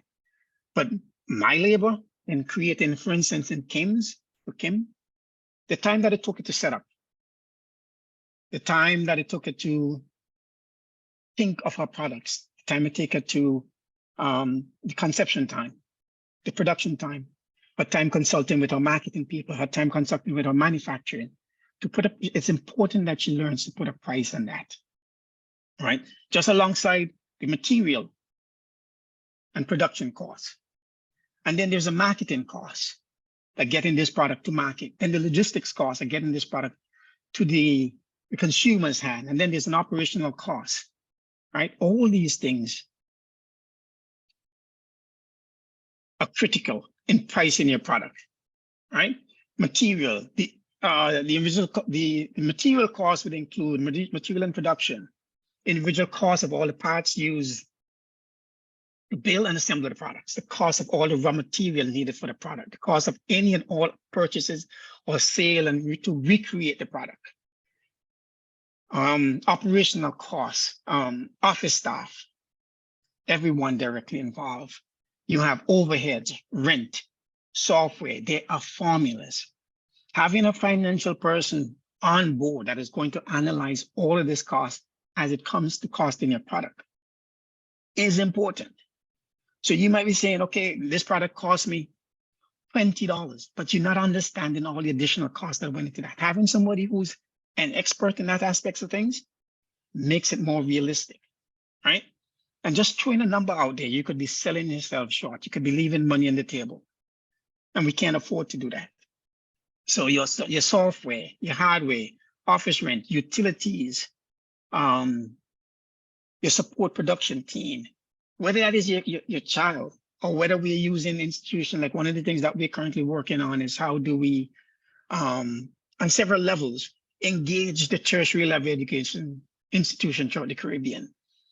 One, this is the next group of entrepreneurs, the next group of experts. And we try to get them involved in all that we do from the beginning, right? But they come at a cost. Although that cost is reduced, you still have to account for it. This is a big thing that a lot of us don't take into consideration. At least this slide is not mine. I'm going to share this slide along with the document that it comes with in terms of hidden costs of things that we do not consider. Hence, it's really, really important, again, to have a financial expert in your team. Take, for instance, a customer comes to your site, places an order. There's a warehousing cost for that order, right? Have we taken that into consideration? There's the logistics cost of getting it to the consumer. You get to the consumer is not satisfied with that product, to our face, or the product is damaged. That consumer reaches out to your customer service. There's a cost associated with that. That person who is taking a call and handling that return. There's a return process of getting that stuff back onto a truck. That's logistics again, the freight cost, going back to the warehouse where it is warehoused again. Right? There's labor in actually restocking these things. Now, some companies, until recently, I had to go and buy a battery for my car. And the battery cost me $200. Found out my mechanic was wrong. I no longer needed a battery. I had to return it to the dealer. The dealer was like, okay, for me to restock this particular product is going to cost you 50%. So within a space of 2 days, I had to pay him $100 to take back. Yes, you could recoup some of your costs like that, but I was not a happy camper. It means that I'm not doing business with that person again. All right. Now, that's a cost. Retention of me as a customer comes at a cost. If you're going to send back this product if you're going to replace the product and send it back to the consumer, there's an additional cost there. All right. So then it has to be packaged all along this line, the blue, the purple, the green, satisfying that customer in the end, all come at a cost. Now, what are we going to do with that product that is returned? Now, I want you to imagine that on a local level, just locally within Trinidad or Jamaica or Guyana or St. Lucia. This is just on a local level. Now, just imagine what that cost is like on a regional level.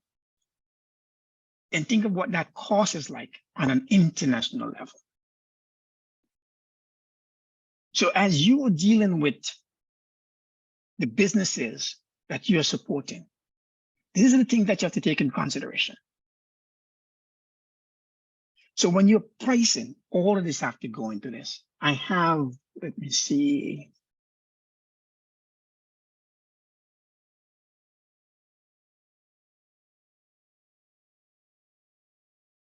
One second, I'm going to pull up another document that I'm going to share with you. It's a costing and a pricing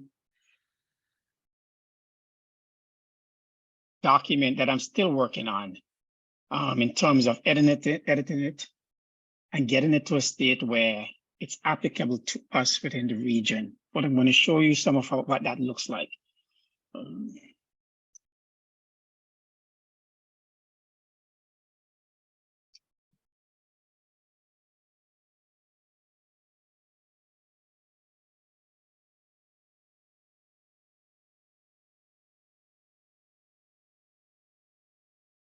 Okay. This is a product costing formula. We have fees. If you're doing business online, or if you're a brick and mortar that does credit card transaction within your store, this cost would apply. And hopefully by the time you're doing e-commerce, you're also doing credit card transaction in your store. What your labor costs. I specifically break this out because, as I said, this is something that we don't take into consideration. Now, these formulas I did not create. I borrowed them, and now I'm editing them to suit us, right? The incidental costs as a percentage, this would include those returns, the warehousing costs, all of that different costs. On returning, we have the actual cost of creating the products going forward, material, production costs, packaging costs, shipping costs. Now, I could do a linen dress, right? And this is also very important because we're going to look at tiered pricing as I continue here. How do I tier pricing for locals, for regional markets, and for international market? Because I do not want to isolate or eliminate my local market by pricing them out. So how do I address those things? So I have a linen dress, and this is particularly what it costs.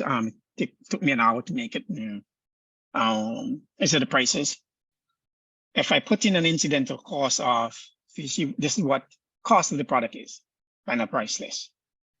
As I said, still working on the document. But if I put in incidentals of 15%. All right. The cost of my products went up. Again, this number, this percentage, the person responsible for helping you with your financials is going to help you determine what that number is. Again, yes, I'm going to share these documents with you. As you finish, you can price the same product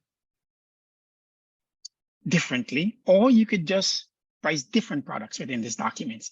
It's just a matter of copying and pasting these formulas into different positions. As you finish coming to a price, you could go in here and then you could enter that price into that cost. If you finish, sorry, excuse me, please. As you finish calculating your cost, you can take that cost and enter it into your pricing strategy. I have not touched on pricing strategies as yet, but I'm going to get there. So this is going to make it significantly say cost plus. If you're just doing a percentage markup, if you're just doing premium, this depends on services. Services again, I'm going to get to that. Let me switch back to my slides, to the other slides.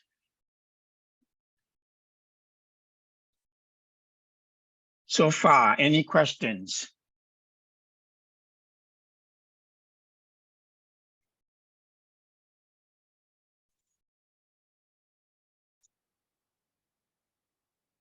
No, I'm pretty clear and following. Everyone is clear. I think once we get these slides and we're able to go through it as well, we may have questions at that point, but so far so good. Okay, but then you're probably not going to get the slides today, and I'm here today. So okay, so one of the other things that we're doing, we're putting together sort of a forum, a support forum for this group. And it's going to be a living forum going forward, something that we're working on, where you could continue to ask questions and access to the resources that we have uploaded.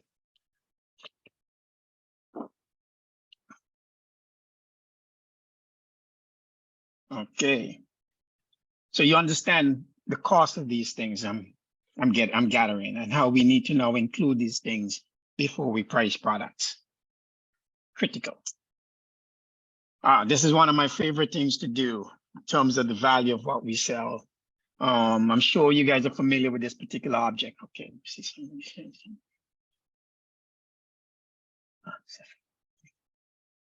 I'm sure you guys are familiar with this product. Is anybody not familiar? I grew up with this product in St. Vincent. Who could tell me what it's called?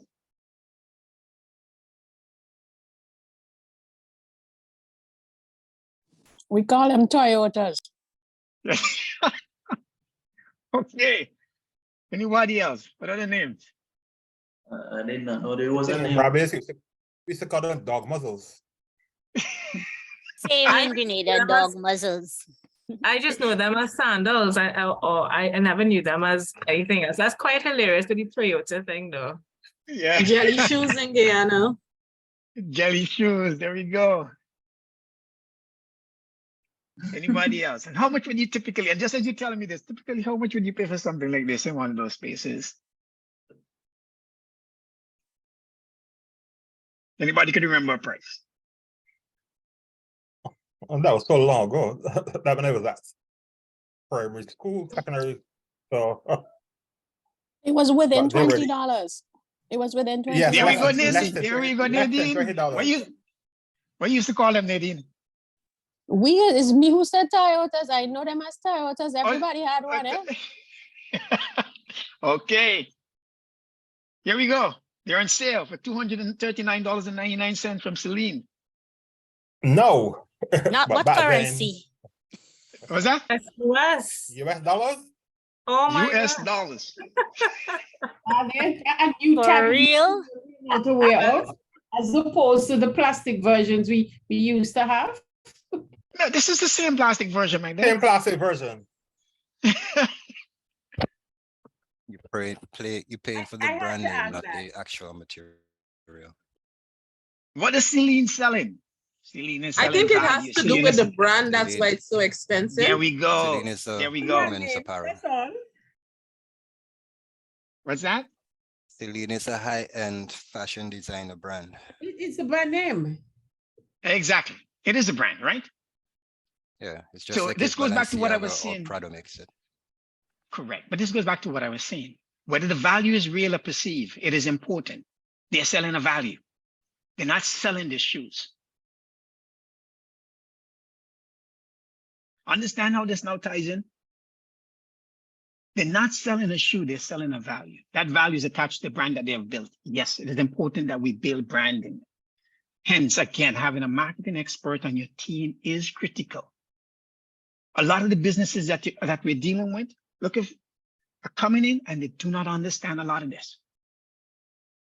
I am no expert at this. There are people who special. This is what they do day in, day out.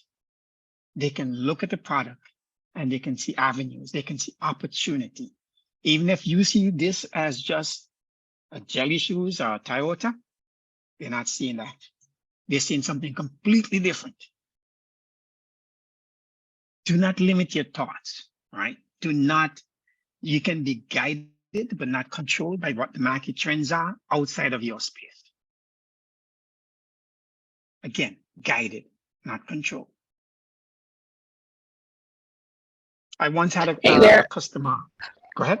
I have a question. So, you know, this brand, Celine, has built a certain amount of brand awareness over time as a luxury brand, right? So I guess my question is, how are you saying that the perceived value is separate from building that awareness? Because let's just say practical, right? We're looking at products that we want to sell out of the Caribbean.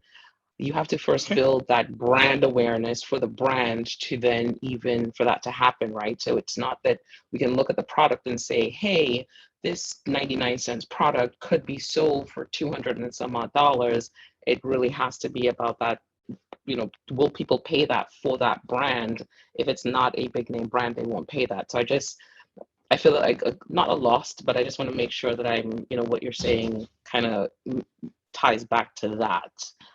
Is it about the brand awareness or is it about the perceived value of a product? Because those things have to really line up, you know?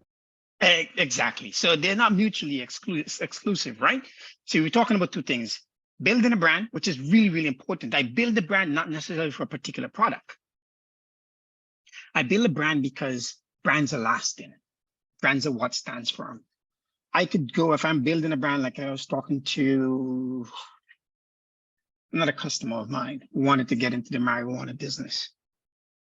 And my suggestion to them wasn't just to build their market around a particular product, but build their market around a particular brand. So tomorrow, if you decide to change the product or the service that you offer, you have established a brand that is known to be a strong brand, a great brand, a reliable brand, right? So you could easily switch between markets, easily switch between, not easily, sometimes switching between industry is slightly different, right? But there are products, like when we look at perceived value of things, that is also very important, how we aligned that particular product with something else, right? So yes, you are not wrong. In fact, you're fully right. There are two things, but they're not mutually exclusive. You can do both. You can build that brand while building perceive if you don't have that brand right now. You have not put in the work or the time to build that brand. I'm going to give you an example. You have something to say later? No, let's finish your point first and I'll say that afterwards. Okay. So I was dealing with a customer here in New York who was selling sandals again. He was selling the sandals on Flatbush Avenue. No big brand. If he's selling them on the street on Flatbush Avenue, he's selling these sandals for $75 a piece. But when you meet him and you see the sandals, they were not sandals. They were art that you put on your feet. They were beautiful. And he was struggling. Could not get them sold. People were complaining about the price point. Fortunately, I have a friend that works as a supplier to Bloomingdale's. She set up a meeting between him and them. And he was able to move within the space of a year his sandals into a Bloomingdale's store at $500 a piece, and he could not keep them on the shelf.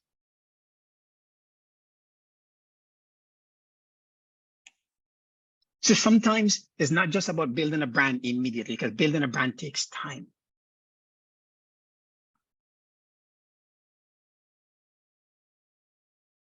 We in the Caribbean, as I said before, I personally, I see the Caribbean as a brand. I see the way that we go about doing things as a particular brand.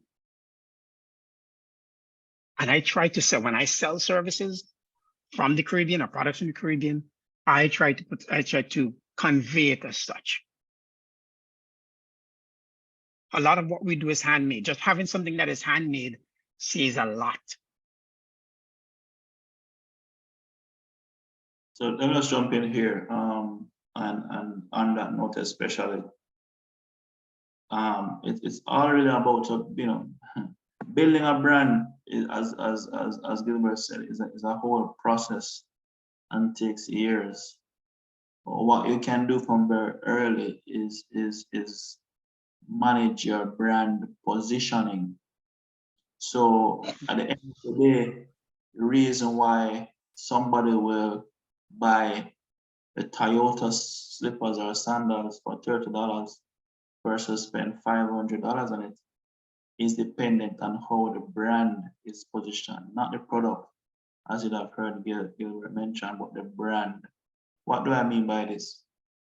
I remember when I was starting up my business, Mobile Edge, before it was acquired, and wanted to attract persons who would spend the large dollars in IT, not for us to be seen as a small website development shop or a small technical shop, but to be perceived as a first world, first class type of company that was able to demonstrate proficiency in maintaining operational excellence right across the board in a way that persons could trust us to build their operations around what it is that we had to offer. And it took some time to get that right, because you found that you were running ads or you were trying to appeal to persons, but when they landed, what they saw and how it was perceived is different from what you wanted. And long and short of it is that at the end of the day, we have a way in the Caribbean of looking down on handmade things, to say that, oh, because it's handmade, it's not done of a certain quality or of a certain standard. When in first world markets, it's actually the opposite. And it is also the difference between why a company like Bridget Sandals here in Jamaica can sell sandals at $150, $250 a pop, when persons in the craft market are selling the same sandals for $30 and $50. It's all about positioning. When persons buy, if you go to a store and pick up a Louis Vuitton bag and you see that price point of $50, you're going to wonder what is wrong with this product. Why is it costing this?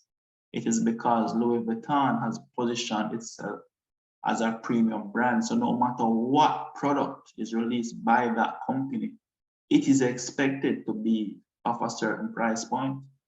Similarly, here in Jamaica, there's this company called Bashco. It's like a Home Depot home store that sells things very cheaply. I walk into Bashco and I see something significantly overpriced. I'm going to wonder what the hell are they doing, because this is not what the brand is known for. I would never buy an expensive item. Like, why would I expect to spend so much money for something that I would deem as that is supposed to be a cheap item? So it's really about brand positioning. It's really about where you put yourself in the market and how you manage the perception of that position. Back to you, Gilbert. Yeah, thanks, Leighton. Right, and then we step back and we look at, where did Celine start? Where did any of these renowned brands start? Right, before they became an established brand and they brought out their first product, they didn't price this product below market and saying, okay, they started off as a premium pricing product, then build a brand on that.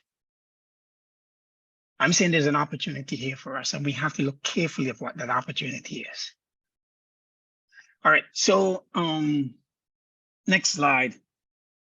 Pricing is usually a mix of science, art, and psychology. Right. So again, we look at our market and we don't just say, well, this product it cost me X amount, it cost me $50. I can look at it and I can choose to do just a 10% markup and I sell it for $55 because I think that would get me the profit that I need. Whatever. Then I could look at the product differently and I can say, this is my particular target market. I'm targeting females between the age of 45 and 55 who make X amount, who make between $100,000, $200,000 a year, living in North America, living in the global North. Or I can say I'm pricing my product to suit a certain demographics or to get economic and demographics, right? So it's a mix of art, science, and psychology. Understanding the space that you're in, understanding that people you're trying to sell to, and understanding what that market can sustain. Again, having a marketing expert and a financial expert on your team is also important, so that you come to these, this sweet spot.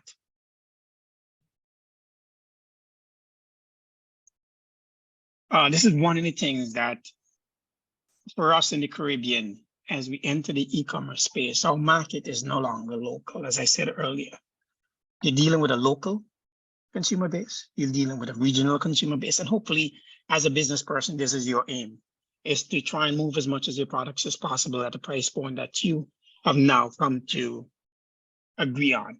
This is where I need to be. So the ideas for this in terms of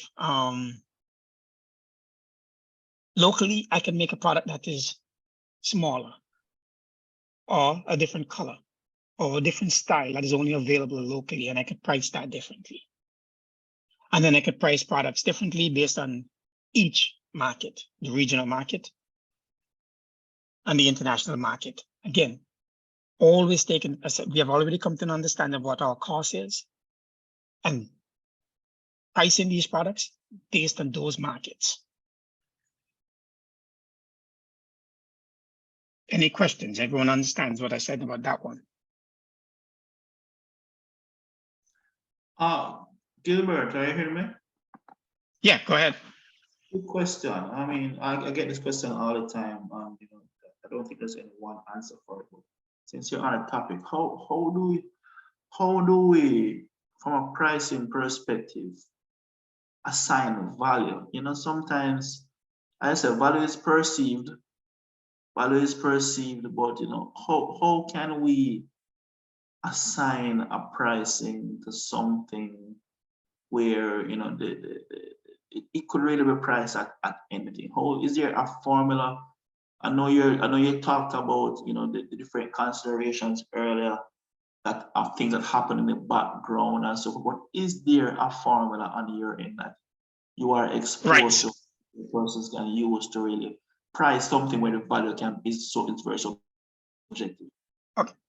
All right. So to answer your question simply, yes or no. There's no set formula. There are guidelines.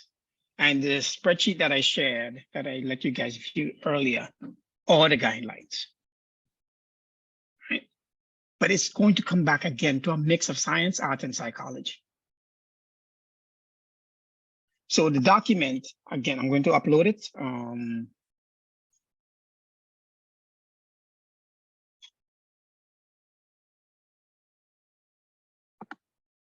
Just have to try and locate it again. Yes, here we go. This document. So within this document, there are a number of different formulas based on what your pricing model is, right? Whether you're doing competitive based pricing. So in that sense that I'm just trying to competition based pricing. I'm trying to get into the market and I'm going to compete with my closest competitor. So I'm going to price my product very similar to him, less than him, that type of stuff. So it's based on my competition. Again, cost plus. So I don't particularly care about what my competition is doing. I know I've set a figure for myself with my costs plus X amount of percentage. Again, these are all formulas that I'm going to send you. If you notice, these tables are blank. All you have to do is plug your numbers. It will generate what the outcome that you're looking for. All right. So I don't know if this is what you were alluding to, Leighton. But this document was sent out with all of the formulas. How you come to the decision of what you want your prices to be, or the space in which you want your prices to reflect, is going to be based on your financial person, you as an entrepreneur, and your marketing person. Can the market absorb what you're trying to sell? Right? Have you built, I can't remember, I think it's tomorrow that was asking the question, have you built your brand to a point where you can actually ask for these prices and actually get them? Am I positioning myself in this particular market space for longevity? Or am I just positioning myself so that I could enter the market? Again, all those need to be taken into consideration. That's a discussion. This is why you need additional professionals on your team to guide this process. This document is a guideline. It's not a formula. There are formulas here, right? That guides from cost and based on the pricing model that you choose to use. But still, what would my percentage markup be? Who determines that? What factors determine that? Should I do a markup of 20%? Should I do a markup of 50%? Should I do a markup of 200%? This is the art. This is the psychology. This is understanding your market. This is understanding how am I positioning my brand for longevity? Let's take, for instance, the market of sunglasses. They tell you that a lot of the sunglasses that we wear, they're all manufactured by the same manufacturer. At the end of the process, a brand gets slapped on it. Different prices all the way through. How do I now position myself? There are factories in Hong Kong that I've dealt with. And if I tell them I want a t-shirt, a replica of a Nike, they say, what grade replica are you looking for? Right? Again, this don't determines my markup on this particular product.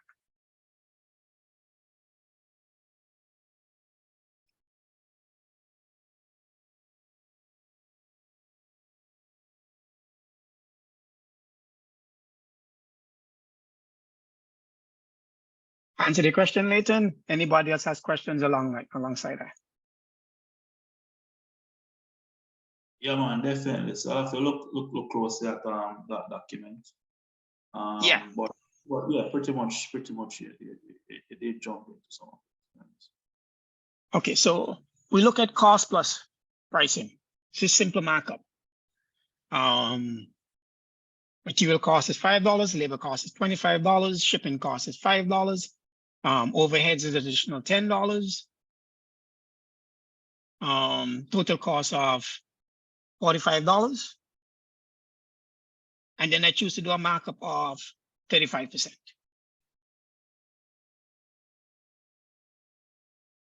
Why 35%? Again, that's a discussion. That's up to you, your branding, your marketing, and your financial person, right? How do I come to these figures? You can't just pull them out of thin air. You have to have an understanding of what this means to you and your business. As a BSO, when you step into a space and you start talking about this with your businesses, you should have the relevant experts within that space to help them come to these things. It doesn't have to be immediately, but you should have the relevant experts to help them come to the proper pricing. They're quick brands. They're like the fast fashion brands like Shine, who would do replicas of very expensive things, sell them cheap, they're gone. Is that the type of business that you're trying to establish? Again.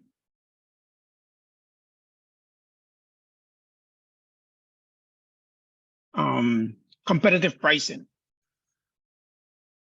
This is a very common practice. Again, one of my least favorite companies has been known to doing this. Amazon. You start selling on Amazon. They typically look at your product. If your product is a quick move, it's a good move, they look at that product. They make a replica of that product. Come back to the marketplace, place that product alongside yours, close to yours, at a cheaper price, because they can afford to do it. Their product become start selling way more than yours. You're driven out of the market space. Then they raise their prices to what your prices were or even more. This is a pricing strategy. This is what you choose to go with.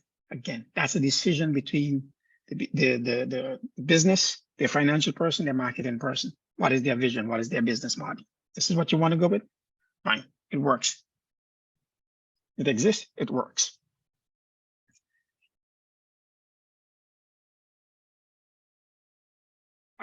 This goes back to what we were talking about before. Value-based pricing. Customers see value out of a product.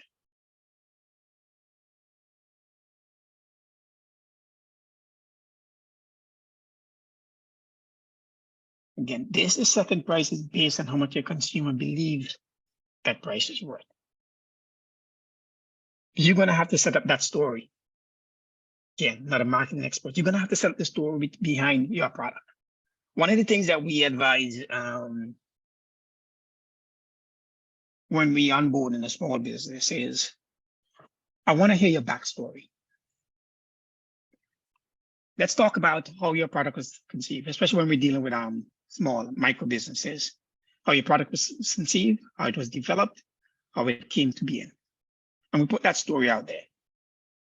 And those stories carry value that are now attached to that product that you produce.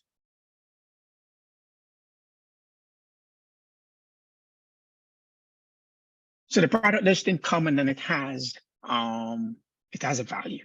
It could have a perceived value based on just looking at it, but you are online within the e-commerce space. Tell a story about your products. Post pictures of that product.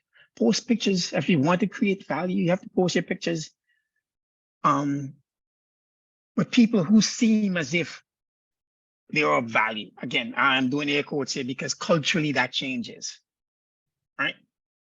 Hence, we go back to the aspect of marketing and financial, and this is not just a science. This is not just formulas. Go back to harping on having the right people and staff to help you develop these things. Tell a story with images. Images help to sell e-commerce content increases e-commerce sale by 80% and more. That backstory lends value to what you're selling. You're created in this particular environment. We suggest other things like packaging. Rather than using the typical styrofoam when you're packaging your products, you use the husk of a coconut. It's biodegradable, and you put that in your product description. We package in biodegradable products. We use coconut husk. We use recyclable material. Again, all lending or all creating a perceived value in the mind of the consumer.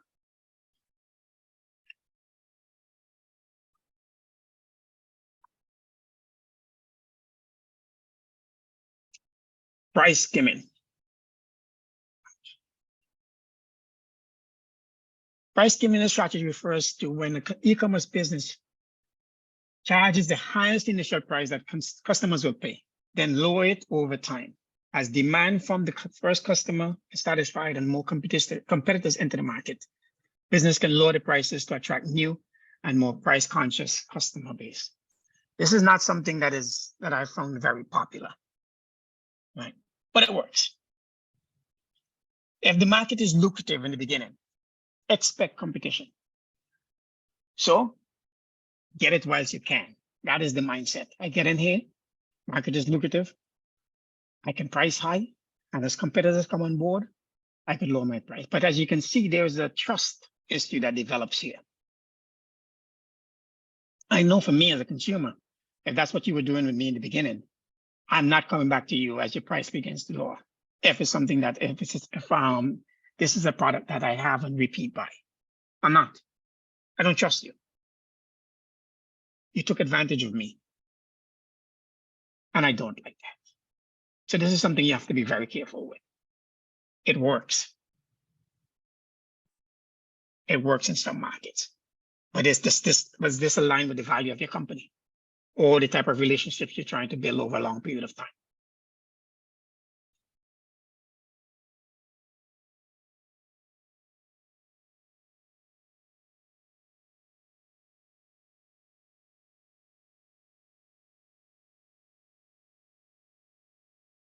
Penetration pricing and discount pricing.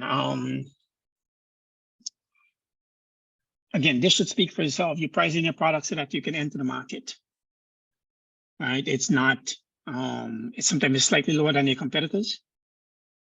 And you offer discount, whether that's on services, whether that's on products, so that you can get new customers. It's part of the customer acquisition cost. So you drop your product pricing to acquire customers, consumers. Depends on what you're selling here. If you are a reseller, if you're a drop shipper, as you're looking, as some of the bigger brands or some of the big manufacturers are looking for market space, they would offer coupons, which you could in turn pass on to your consumers. This is how penetration pricing works. The psychology of this is as well, especially in the service industry, as you said, okay, my services cost $200 an hour, but as goodwill, I'm going to come in and I'm going to do the service at $100 an hour for the first year. I'm getting into that space. I'm getting to provide a service at a lower price. After that year, because I've already told you up front, this is typically what my prices are. They're $200 an hour. But because of you, because of the space that I'm entering, this is what I'm going to do for you. My price is now going to be $100 an hour. For the first 100 customers to my event, it's $50. After that, it's $75.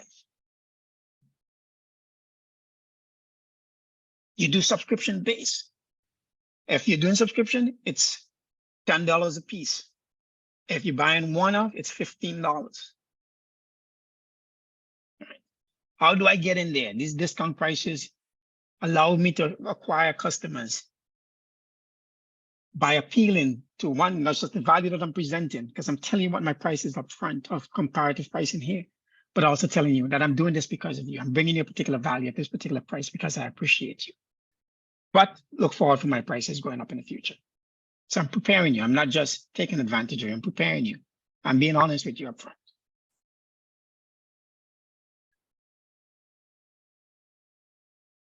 All right, guys. So that's the end of my slides. We'll now open up for questions between myself and Leighton. If there's anything that you feel that I've left out, anything that you want to question, anything else that you want to go deeper into, this is the time, this is the place. And this is not just for me. Space is open up. As I said, we're all here to learn from each other. Just a note on what you said a while ago as well, two things on Gilbert. First one is, being very transparent about your original pricing and your special pricing also helps to create buying urgency. It encourages persons to buy now as opposed to sit and evaluate until later, because you don't want, if it is a service or a product you really want, you don't want to find yourself in a position where I really want the service, but I waited too long. And other persons who are also interested in the service took advantage of the offer. And now I can't benefit from that offer. Also, I've also found that even in my own personal business as well, that when I'm doing quotations for customers, persons request quotes for different services. When I used to omit the original, so if I'm giving somebody a discount, you need to let persons know you are giving them a discount. Don't ever give a discount without telling them. And when I say telling them, I mean put it on the invoice. Let people see how much value you are giving away to them for the business that they are giving you, because people will always want it cheaper. And when you don't put the discount that you are already giving them, when they come to you to negotiate, then, you know, you won't be able to properly demonstrate that, oh, well, you know, I've already given you a discount. Yes, you're going to tell them because, you know, you really did give them a discount, but when you actually put it on the pricing, when you put it on the invoice to see that, you know, the value, to show the original value, and then discount, you find that it lessens the pushback and negotiation. You know, because it just becomes unreasonable at that point if you've already given a hefty discount and they want more, you know. So in my own experience, I've learned that really makes a big difference in the negotiating stage of any contract or agreement. When you put the discount already, or the original value, and then discount it so that they can see it for themselves before entering into the negotiation process. And there's some spaces where this doesn't work, right? Again, this is why pricing your products and your services is not just science.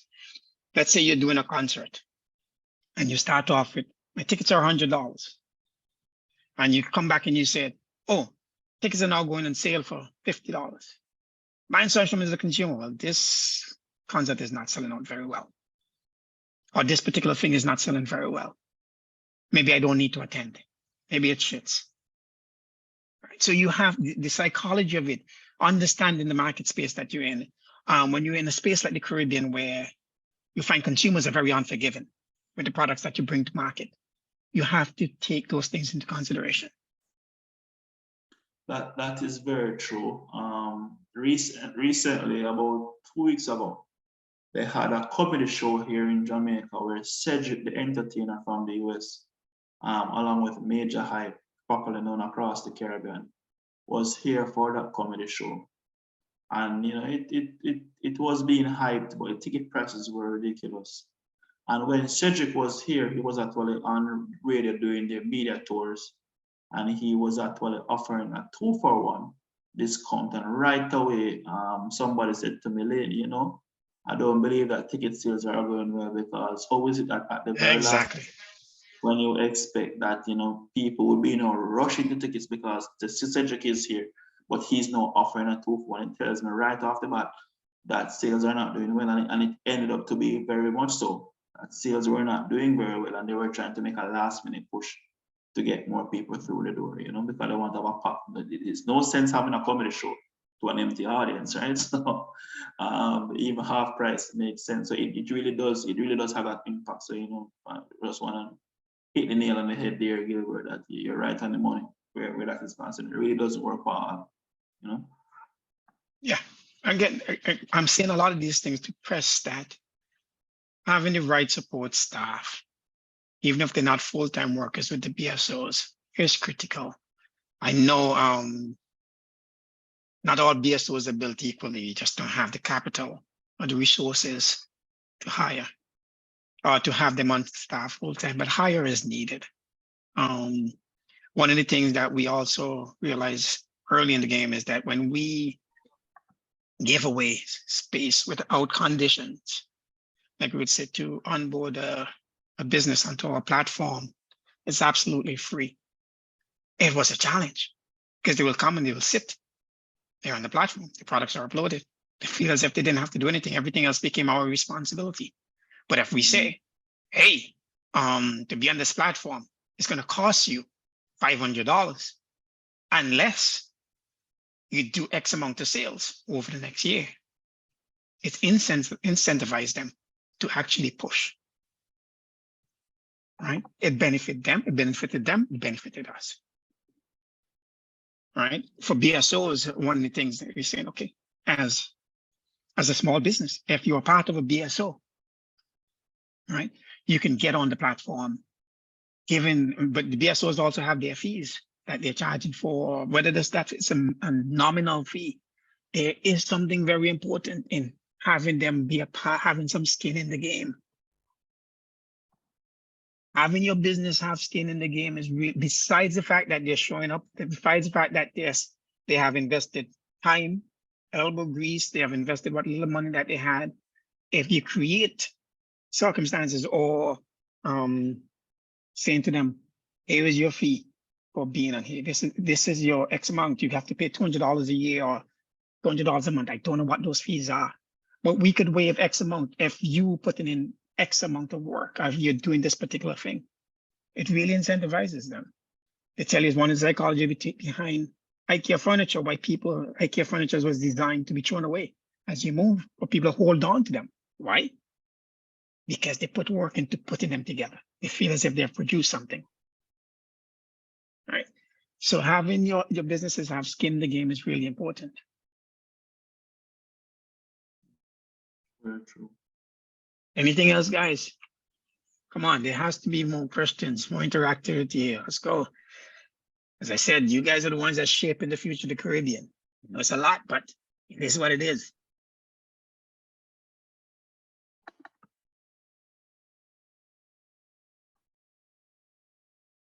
I mean, yes, I know that cost is always an issue when you're looking to get experienced people in different fields to be on your team, but there are ways to create strategic alliances with them so that they also know that you're trying to probably put together a package deal for the services that we're trying to support as well, so that they know that they're discounting probably their rate so that they can reach more people.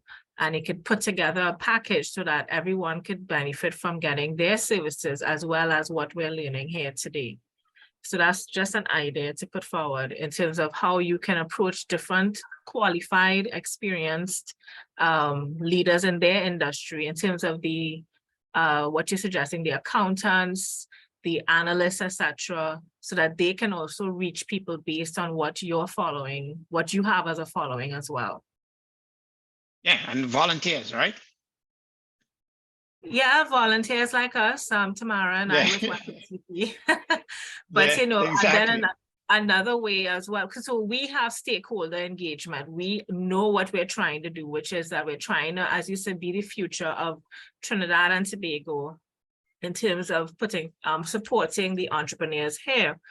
But you can also allow that, we can also put in for the space that what you're saying is that a lot of Caribbean people may not know or may not see the necessity of someone like that on their team. So our job is to really let them know, like, hey, these people are available to you. We can arrange a discounted price for you for a limited time for their services. And we be the vehicle that services them and our demographic as well. Excellent. That's exactly what I'm pointing to. And then we have like a lot of companies, I know I do it here, like for years I've given, I hate to say give back because they didn't take anything from me, but I've volunteered my services here for years with small businesses, right? As part of our corporate responsibility mandate. I don't know if that's something that's available or that's something that is practiced throughout the region, but if it isn't, it should be, right? Where we have professionals, experts from companies who are willing to give a certain amount of their time, right? Write appeal letters. We have that, Gilbert. Here in Trinidad, we have different law firms who give once a week. They have IP clinics, which is free for 30 minutes. They give some of them, so you just have to seek them out and, you know, share that knowledge as well. We do have corporate entities that give their time to entrepreneurs and startups, and it's just really to know about them and share that information as well. I mean, I know for myself, I give free consultations to anyone that signs up as well. For a certain limited amount of time, of course, so that we have boundaries with what we're giving. But yeah, a lot of us give our time freely. That's very important, that word that you used a while ago, boundaries, right? So for those of us who are here and we do that, where we provide our services at no additional cost, there have to be boundaries, right? Because if you continue, you're going to end up burnout, overworked, giving away your services. Because it's never ending. There's always going to be a need for your service from people who cannot afford it. So yes, building the boundaries. And it's one of the reasons what we're doing here. We're putting ourselves out of a job, right? By teaching you how to help your businesses, rather than you having to come to some expensive consultants like ourselves to say, all right, come and implement these services every time over and over. This is how I want it. I much prefer doing it like this. Right? Is there any sort of anything that you can share, any sort of a document that you can share, Stephanie, in terms of appealing to small businesses that the other BSOs can probably use in writing the local business chambers and asking for support services? A template of any kind. I'm not sure if Jonathan or Shadron has one that they use for YBTT. Okay. But I don't think it would be a problem sharing it. If you do, yes, please, let's upload it and have it there for sharing. Okay, I'll discuss that with the YBTT team and let you know. Thank you, appreciate it. Anyone else?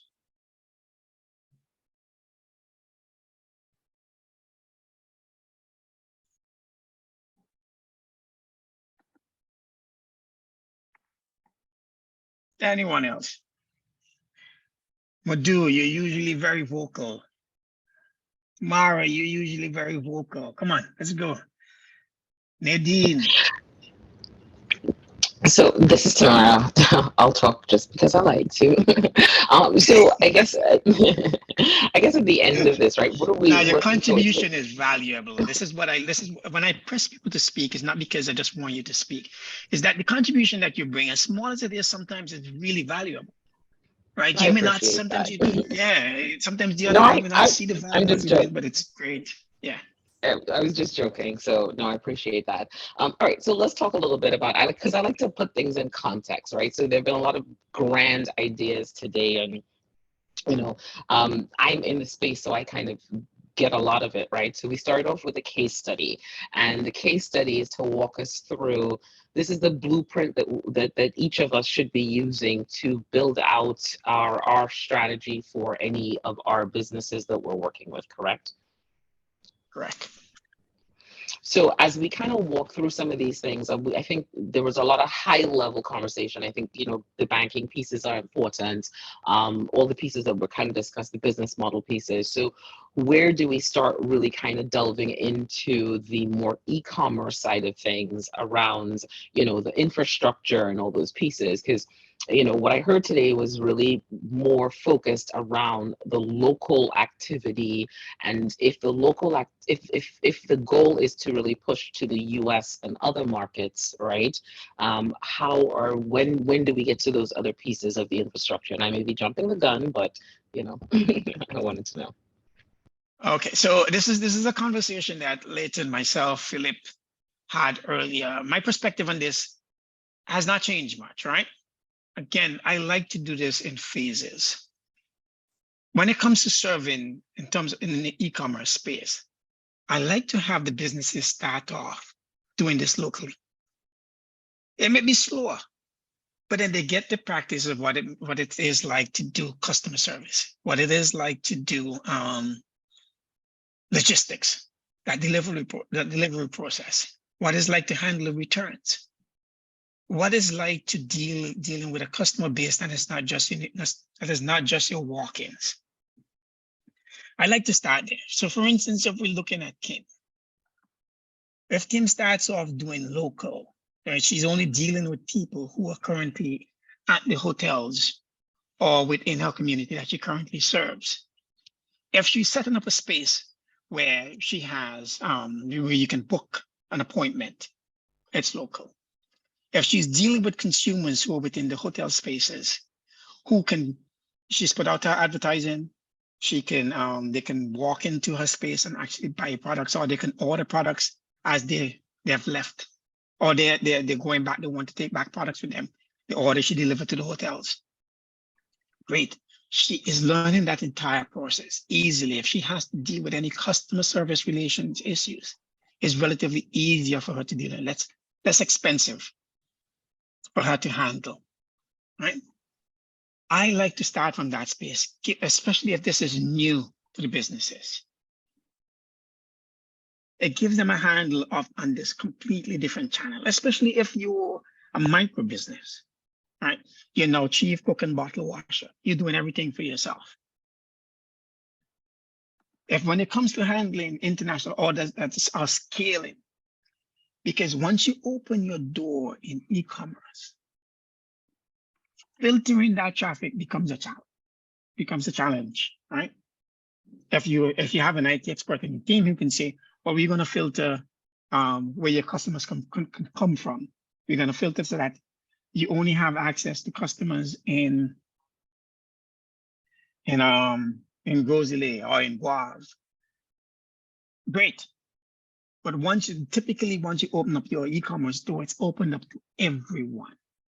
And we're going to talk about scaling. Scaling becomes an issue in e-commerce. This is part of that scaling process. I like to start local so you learn how to scale your business. Leighton.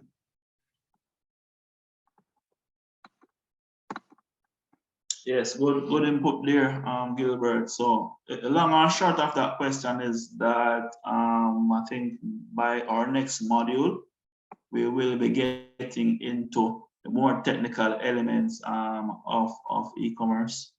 However, as I mentioned, the reason why we have touched on these topics to start out is because at the end of the day, guys, e-commerce is business, and we have to train everybody on how to move from where you are to where you need to get to.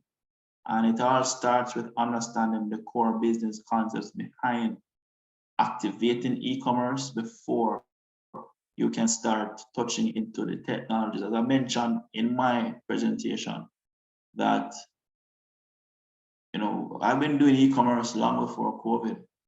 I've been innovating in e-commerce, bringing solutions to market that were first-time solutions, just breaking down a lot of barriers where e-commerce is concerned. And the biggest challenge that I can tell you that every single business face is, how do I fit all of this within my business? So we started off this session, and we'll do the same with the accelerators when they join, is to educate persons on what are the key considerations for business before we get into e-commerce. Because you see, when we start to discuss the technical and the more e-commerce part of the presentation, it will all be in reference to the business case and the examples that we have outlined in the business model within the business case. So for instance, revenue streams, pricing points, and all those things are going to be explored. So we'll be jumping into it by next week.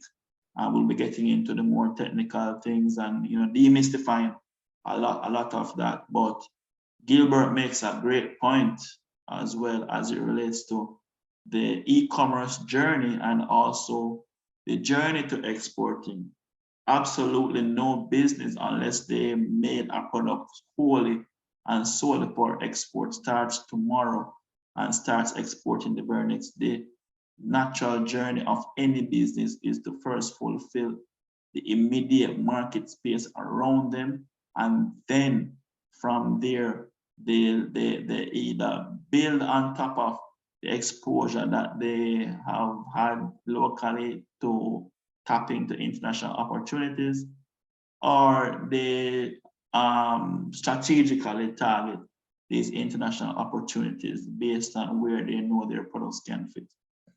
So in the case of Kim's Beauty, what we've done is to set the framework for the operational aspects of Kim's Beauty, what the business is about, how it will unfold, so that we can start digitizing these revenue streams and showing you how all of this comes to fruition, from servicing the immediate market to exporting and completing the entire e-commerce ecosystem.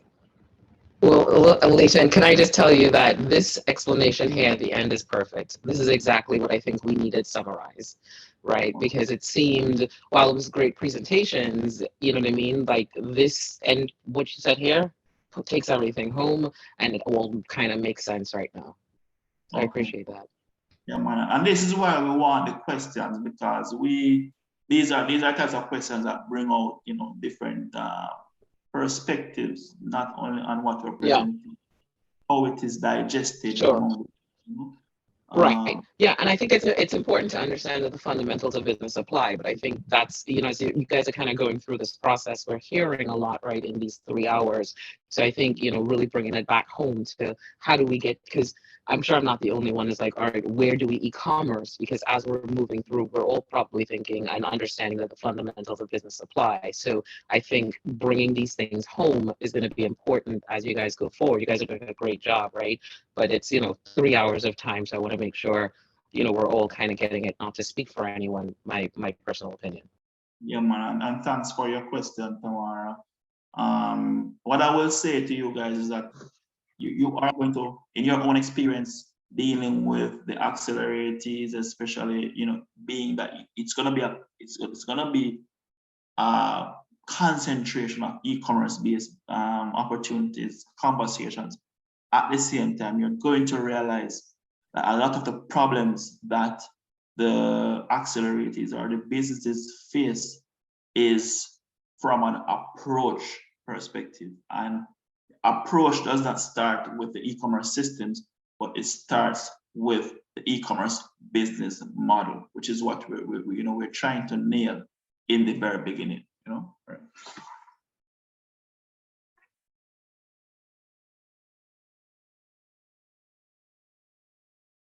Great. Anything else? Anyone else?